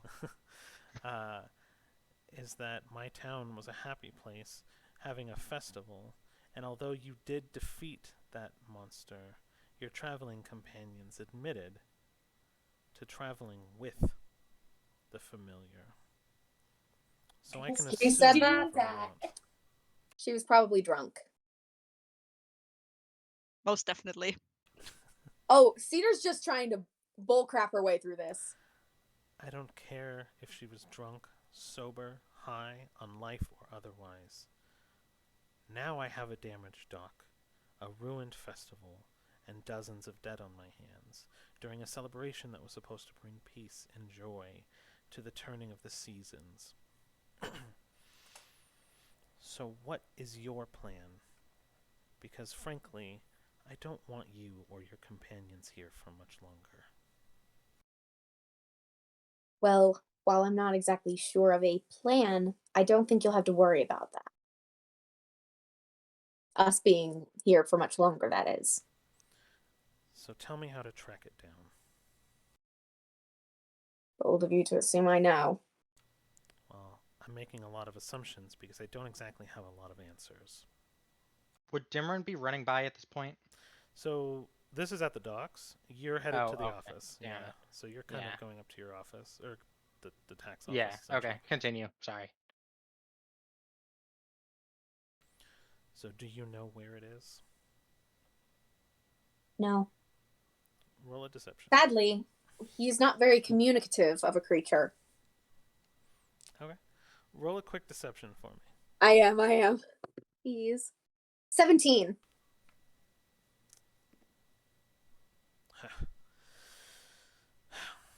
Whatever then. If you change your mind and want to help track it down to make amends for some of the lives you couldn't save this day, meet me in my office. And he'll kind of take his tails, you know what I mean? Because he was in a suit, and he'll flick them kind of at you as he turns around frustratedly. And he'll head in the direction of his office, essentially the tax office at the head of the city. Mute government people. She says this very much to herself. There's, in such a low way, there's no possible way he heard it. Just saying. No worries. It's fine. I get you. I get you. And she just keeps walking. But Dimron's gonna, when Dimron gets to the tax office, she's just gonna go. Before she even enters Galmore's room, she's just gonna be pacing back and forth for like 5-10 minutes, just trying to psych herself up, saying, "This wasn't your fault. You didn't know. This wasn't your fault. You didn't know. You can fix this. You can fix this. You can fix this," and just doing that over and over and over. And does what happens first? Does Dimron end her 10-minute mantra first, or does the mayor show up first? So what's more than likely going to happen is your brother is going to hear you. Okay. Pacing out, because I'm assuming you're right outside his room. Yeah, pretty much. He's going to kind of open up the door and stare at you as you're pacing back and forth. She's gonna kind of basically pick Gal up because she doesn't want him walking around. And get in his room, close the door behind her, and go, "Look, I probably shouldn't be telling you this. Oh dear. We fucked up." Okay. Go on. So a while ago, and she starts going on and on about their adventures. And she's like, and it came with us on the ship, and we thought it was friendly, It had done nothing but good for us, and then this happens, and I don't know what to do. I don't want my friends getting hurt. Can you help them?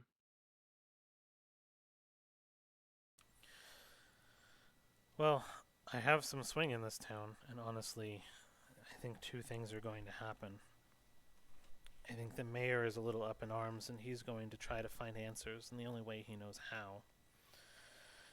He's going to very efficiently find a way to bury this.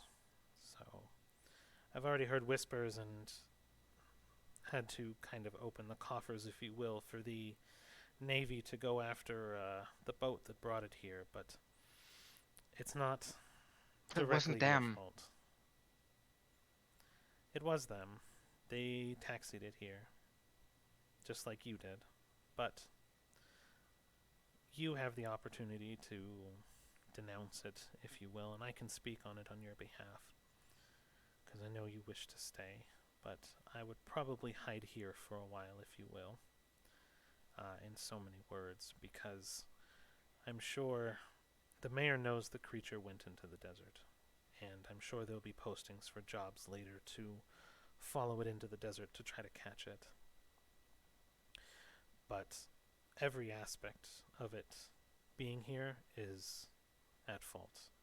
And although I don't blame you directly, there's one, no way you could have known the actions of any sentient being without being inside of its head or, well, dreams. And he'll kind of chuckle. But the war would have ended up here inevitably. And so how it got here really isn't my concern, as your brother, and he'll place his hand on your shoulder. And she's like, she's hyperventilating. She's freaking out. So stop and just breathe before you break something. And she's gonna take in a sharp, deep breath, and then let it go and go. But what about my friends? Well, that's up to them. You've expressed wanting to stay, and I'll speak on your behalf, but you may have to cut them loose. Okay. So why don't you stay in one of the guest rooms for a little while, if you will, and I'll get a key for you, and he'll push a trigger, and he'll like flip a switch on his desk, and it'll actually pop open like a little cabinet on the wall of keys, and he'll point and just grab a room key. You'll be staying here in the office for a while. I have a room here too, and you'll be staying adjacent to me and your sister. But I think your adventuring should probably end, and we can try to clear your name. Thank you. And she's gonna give him a tight hug, and then head off. And she's just gonna grab a room key and head off to her room. And before I pass it off to whoever's next, there's actually, I want to wait for Sophie to get back for this, but there's one more thing I want to do. She's almost back. Okay. Dang, we're really losing your character? Yeah. Ah, dang! I step away for 2 seconds. Different staying, like officially. And so with how this has gone, I have a feeling this is the most appropriate time to do this. So give me just 1 second. We all need to get our stories straight. Yeah. Oh. Screw you, Rain. I'm gonna get my. I need more. Okay, I'm good.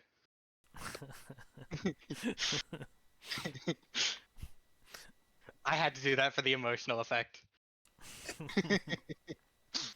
Read my thoughts, Rain.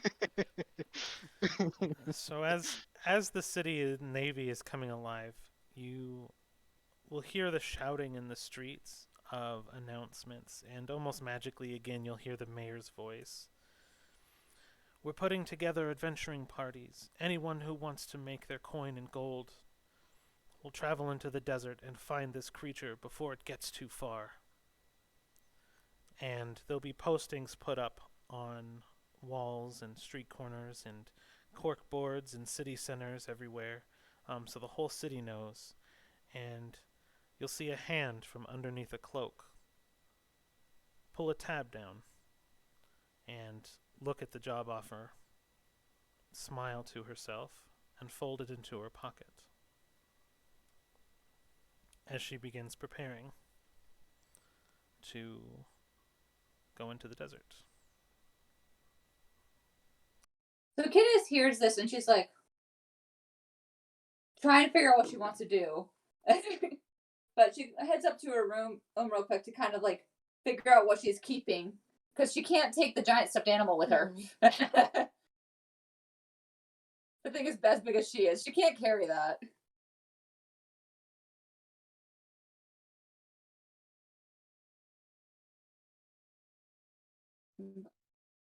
I don't know what everyone else is doing. Okay. So Kittis is at the bar partying. Does everybody kind of rejoin her at the bar? Well, Kittis went upstairs to figure out what stuff she's taking with her. Gotcha. Okay. So you've kind of made it up to your mind that you're going to go after Philo?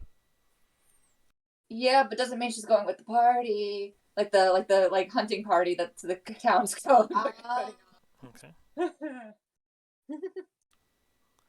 As Cedar's kind of going back to the bar, she goes by one of the abandoned carnival tents. She steals a small stuffed animal.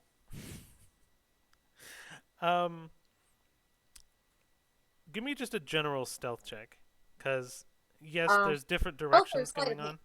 I'm not going to make you roll sleight of hand. It'll be pretty easy to steal. I just want to know if you're seen. 8. Wait, do you have a ad? What? Yes, I did. Okay. Oh wait, yeah, no, yeah. So you really you walk and you want a small stuffed animal? That's what you wanted? Yeah, just like one of the really small ones, like very transportable. Okay.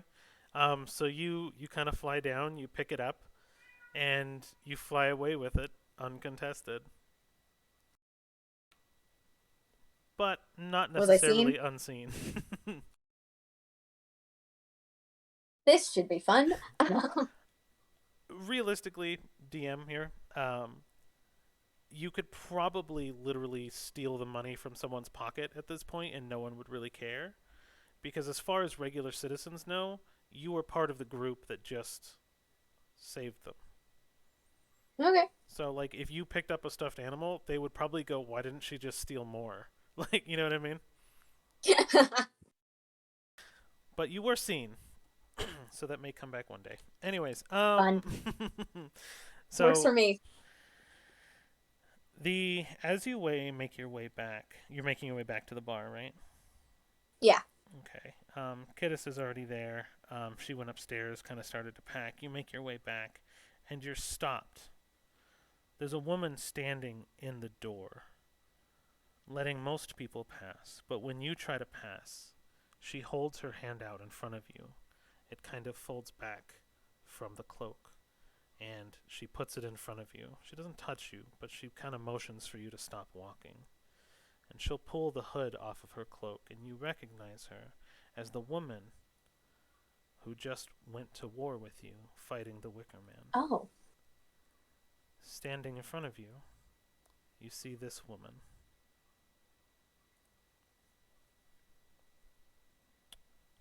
Take it away, Rain. I knew it. Oh my. Hello. I have Sparkle a thing goggles. for every character. Sparkle goggles. So she doesn't really pull her hood back, but she stops you. She goes, "Yeah, look, we're going to find this thing. I can help." Okay. Your name is? Doesn't matter right now. We got to get out of here first. Are we in danger? Are we not? Did you not just alert everyone to what you're doing? Did you not just alert everyone that you're the one that brought that thing here? I listen. Oh, I didn't alert anyone, but I think one of my friends may have. May? Did Ocarina hear that? So I was Ocarina would be going at in the bar. same direction. Yeah. She would probably be witness to what's going on right now, yes. Okay. But why are you going with us? By all accounts, you should want to go with anyone but us if we are the ones who are the accursed trouble causers. We are the bad guys. You people are thick. I'm on your side.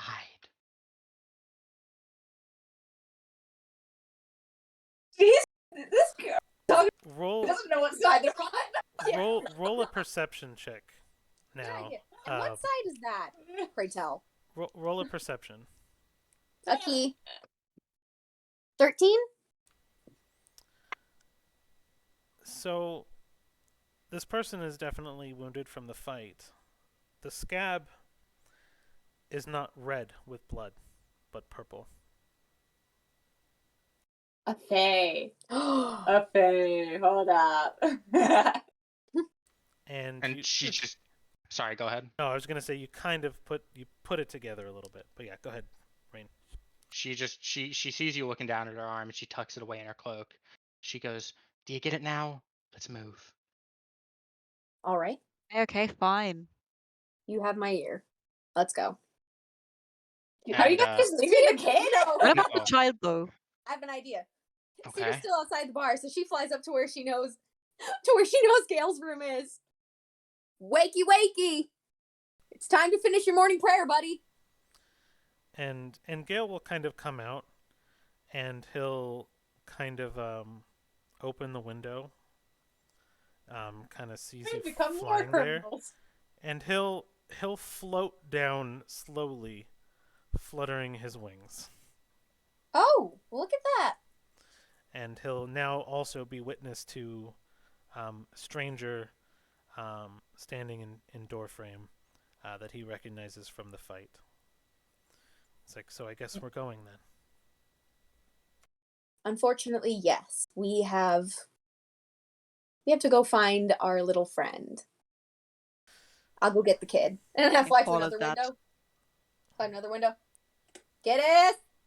Kid like opens the door and you see basically like No, I'm at the window. oh at the window. Window. And she's just like, Ha! Time to bounce. All right, let me finish writing my letter. Oh, are you writing to Reslin again? Oh my gosh. Wait, is she? She's freaking writing to Reslin again. these people will currently do whatever she wants. Oh my god. I mean, fair. Not drunk. No. Hi. Sending the stuffed animal with it. The big one? Oh my lands. Simp. Kidis is a simp. Confirmation now. I give her a well-dressed high elf, and that's how. that's how That's all it takes. that's all it takes. I made the Legolas jokes earlier. I didn't think they would actually be a thing. Okay, you like I was so funny because I've been talking to Rain and Sophie and I'm like the DM does not realize. Our poor DM does not realize. Well, now that I know, it's very good information to have. So, I've been trying to tell you that she really does like him. And I've been trying to tell you, but like you have not responded and like she likes him. She finds him pretty. Your face is impressive. His face is impressive. So she writes her like letter to Reslin. Doesn't like divulge on what they're doing, but kind of like tells what happened with the whole flame thing, but leaves Philo out of it. And you're just like, see you soon. I forget what they call them in the military, but the letters that they write home to without giving out any sort of information. You know what I mean? Like to get past the Basically. military censor, they have to like say certain things. I just imagine that's kind of how you wrote this letter. It keeps going redacted. But so she writes this letter, folds it up, and puts it like with the, like on like the stuffed animal and everything like that, and goes downstairs and says, "Is anyone going?" And like, do I like what's the mining town's name? I don't. I don't think we ever. It never had one. We've just been calling Never it had the mining mining town. town. So she's like, asking if anyone going to the mining town where Reslin is. And people are gonna look and be like, "We're in a mining town. Who's Different Reslin?" mining town. Other side of the water. I need a package delivered. Ah, okay. The one of the bartender will kind of walk up, and not one of the actual waiters. So, oh man, wait, what was the tavern's name? The sleeping dogs lie. That Where was we are? Where we are. No, where we. Where Reslin was. That's weird. I thought I noted that. All right. I didn't, so I don't think you. No, yeah, I don't think you guys. That was at the point where you guys still weren't getting names for things. Well, no, we got Reslin's name, but yeah. The bartender will walk up, and Reslin from a couple of pubs back. That's the Burrowing Badger, right? Oh, that's so cute. And that I love yeah, that'll be the name we're putting in there for Reslin's bar. I mean, I can definitely get this shipped out there for you. I mean, I'm willing to do anything for the heroes. What's going on? You want this note delivered? I want this note and this rhinoceros. Its name is Sir Unicorn. Sir Unicorn. Okay. Is this a love letter? And Maybe. he'll kind of smile really big. And he'll be like, to be young again. And he'll kind of ruffle your hair a little bit. And he was like, hey. And then, like, one of the waiters kind of pays attention. And he's like, I'll see to it that it's handled. I can't guarantee when with everything going on, but I'm sure it'll get there eventually. Thank you. And don't worry about it. It'll be free for the heroes. It'll be my pleasure for saving my pub and everyone else in it. Thank you so much. And she gives him a little curtsy. Oh, okay. And he'll kind of smile a little bit again, and he'll be like, wasn't I just giving her alcohol? What's wrong with me? And he'll just kind of continue on working. And then she like darts out the door with all her stuff. Okay, I'm ready to go. Hello. And she's like Susan in person. Hi, yeah, we're moving. We'll talk when we're not here. All right. Can we level up now? Yeah, so you guys finish combat. You can all be level 5. Woohoo! All right. So. Oh. Mm-hmm. When Kidus gets down there, Cedar pulls the small stuffed animal out of where she's been hiding it, which I don't know what it is. So what is this thing?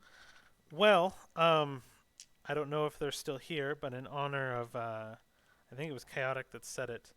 It'll be an octopus with 8 flintlock pistols in its hands. Yes.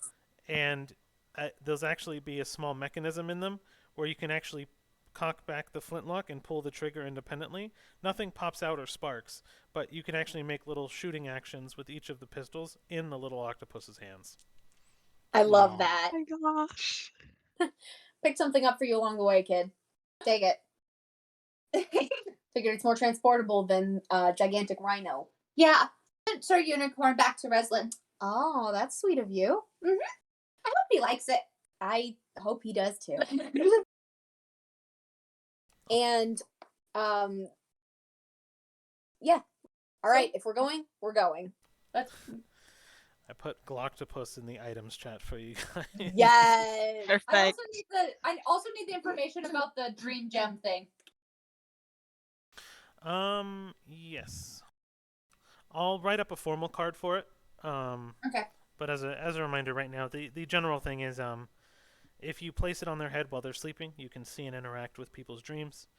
And it'll be sleight of hand versus a perception check at disadvantage for the sleeper to see if you can place the stone. After that, it'll kind of pull in, and you can literally just interact with their dreams as at will.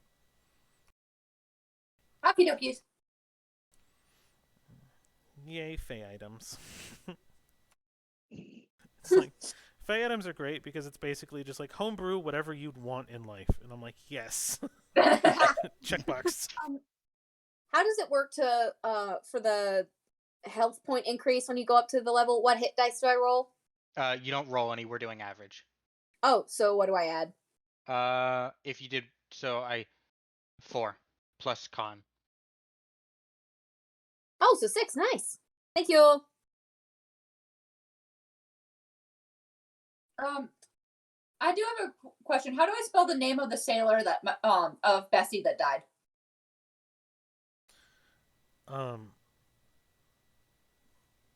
You. So the sailor, your friend? Boy. It was boy. Yeah, Yeah. the sailor friend that died. It was boy. Just like Yeah, BOI. BOY. Yeah. Okay. His last name, if you guys wanted to know, was George. Not that I you'll be wanted able, to. not that you'll be able to ask him at this point, Mhm. but you know. But anyway, the octopus's name is Boy. No. Oh my gosh, that's sad. All right. So you guys kind of pack up, and do you guys just kind of start making haste out of the Well, out of town, or can I try to track down where Philo the area that Philo went to, like the direction that Philo went in specifically? so what? I guess how are you going to do that? Let me check one I'll of my be abilities. going, guys. Okay. Oh, bye. Bye, Tara. Okay. Thanks Thank for you so hanging much with for us. joining with us. Bye. Until next time. Definitely. We'll update you on getting a consistent time, but yes. Thanks. Bye. So she's gonna try and basically track this thing down. She's gonna start. She's gonna go. Well, so would she have seen which direction it went off in, or no? Yes. You would have kind of had a general idea with the commotion that Kittis made. You were kind of in the action as well. Okay. And you were there, so you would have seen what happened. So then she's gonna go to that area and she's gonna start rifling around the bushes, the trees, the grass, the dirt, um, shit, the sky, just to look for like residual dust, whatever. Um, just to like try and find some track that or some path that Philo might have left behind, some tracks of any Okay. kind. And is this an ability, or are you looking to roll like a survival? Technically it's both. Okay. So go ahead and do your survival roll. Okay. Natural 20. You get a strong sense of the direction he went. You see, as he kind of like left the town, there was a couple of tree branches that may have been snapped. You get the general idea that it may have been a bird or it may have been something larger. You kind of understand the direction he went, but since he was flying, aside from the direction of basically into the desert wasteland, you could probably assume that he, by looking at the trees and the tops of trees and stuff like that, that he was headed in the same direction. He wasn't spinning, he wasn't deviating, he was kind of heading straight in that direction.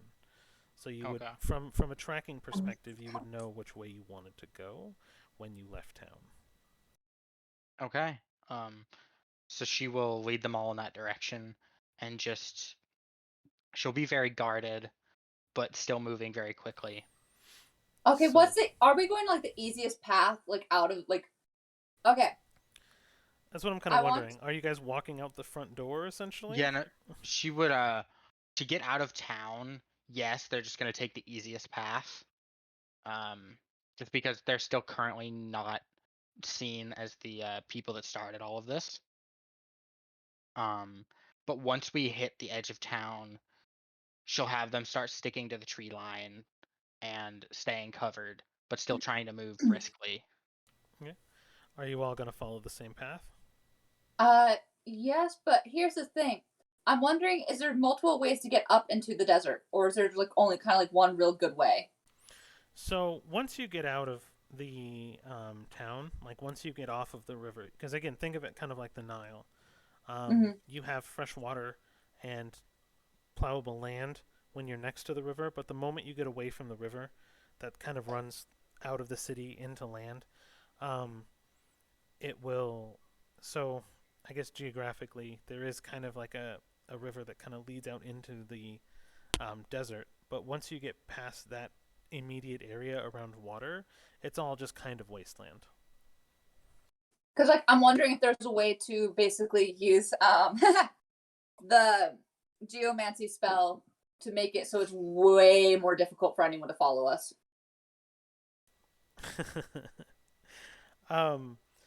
If you get far enough out into the desert, if you wanted to turn around, and spend like an hour casting that spell, you could literally probably turn a large swath of land into almost quicksand, like a soft sand that was Oh almost my god. um, that you know, assuming there's groundwater, if you go deep enough, you could pull that groundwater up to create like a quicksand marsh, which would not only cover your footprints in the sand, but would also um, make it extremely hard for like heavier vehicles like wagons, chariots, horses to kind of get through this land if that's something you wanted to do. That is something that Kidis wants to do. Do you have the spell slot for it? Because Yes, I do. No one's rested yet. Okay. You're all so tired. Yeah, you guys are literally going into the desert. No supplies. Tired. That was something I was wondering. Well, you'll have your. Yeah. We have good berry. Yeah, you have good berry, and you have general supplies, and like Mhm. camping and stuff like that. I was just teasing. I was about to say, I was like, wait, we survived so far. All right.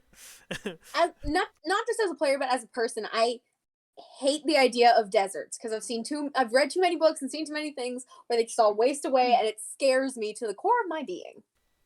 Welcome to my TED Talk. Isn't your character pseudo from like a desert oasis type of No, hometown? I'm talking about Sophie. Oh, Sophie. Okay. Man, I like the desert. Really? It's not the desert itself. Like, the desert itself is super pretty. However, what the desert can do to you is not. Yeah. You definitely have to respect it, for sure. Yeah. But Kidis basically tells everyone, like, wait 1 second. And she starts the spell. Like, well, more than 1 second. Okay, so you will do exactly that. So you guys begin to kind of get off the beaten path. You're following this stranger who's just like, follow me. The few guards that were there that kind of looked at you, kind of wave you on and be like, come back soon. We'll miss you, heroes. I'm sorry you couldn't help us rebuild the city, but you know, it's understandable. Just go continue being heroes. And he'll kind of like, you know, nod his head up against his spear and lean on it as he kind of smiles as you pass and stuff like that. So you guys are all just kind of bolting out of the city, and no one fully stops you. Dimran hanging out with her brother in the tax office that you pass, you kind of get a reminiscent feeling of, I'm leaving my friend behind, and I know I am. As you follow this stranger into the desert, and Kidis is almost to show off, will turn after about a mile of travel into the wasteland, and she will cast this spell. She'll focus on it for about 45 minutes, and in an instant, the land and sand and desert behind her begins to just turn to almost a living thing as it waves and bobs, as the groundwater underneath for miles that you can see behind you becomes this quicksand marsh before you guys run off deeper into the desert. And I think that is where we'll end the session today. Yeah! That was fantastic. That was so much fun. Kidis is not dumb! No, she is not. No, I just have to give you a spell that destroys large swaths of land. And you're like, I cannot wait to do this. I was so excited. I was like, I cannot wait to destroy some land mass. No, you know that part in Gravity Falls where Mabel's got the firework launch and she goes, destruction! Basically, hold on, Mabel's a good parallel for Kidis. Yeah. I will say, like, if you do want to end the session, that is chill. I will say, me and Rain are good to keep going if you want to, but no pressure. I think I'd rather wait for everyone to get here. Okay, yes. Yeah, it's I just wanted to let y'all know. Before what? That's kind of where I was kind of thinking too. Cool. Because in the next session that I have planned, that I was kind of writing, you're gonna really enjoy it. I'm hoping. So I kind of want everybody here if I can.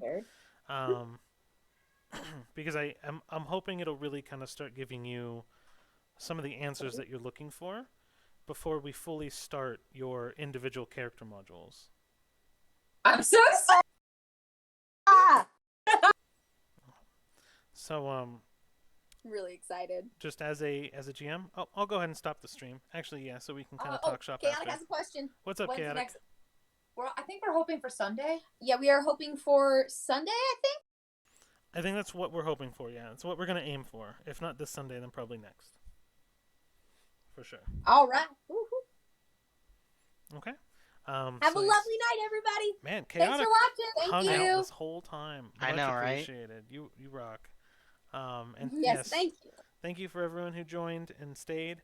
This was the No. first one we had without any sort of issues. I know, right? So I like, know. Woo! I think we're starting to get a hang of this, and we'll have a logo soon, and it'll be awesome. So thank you guys, everyone who's watched, for your support, and we're signing off. Good night, everybody.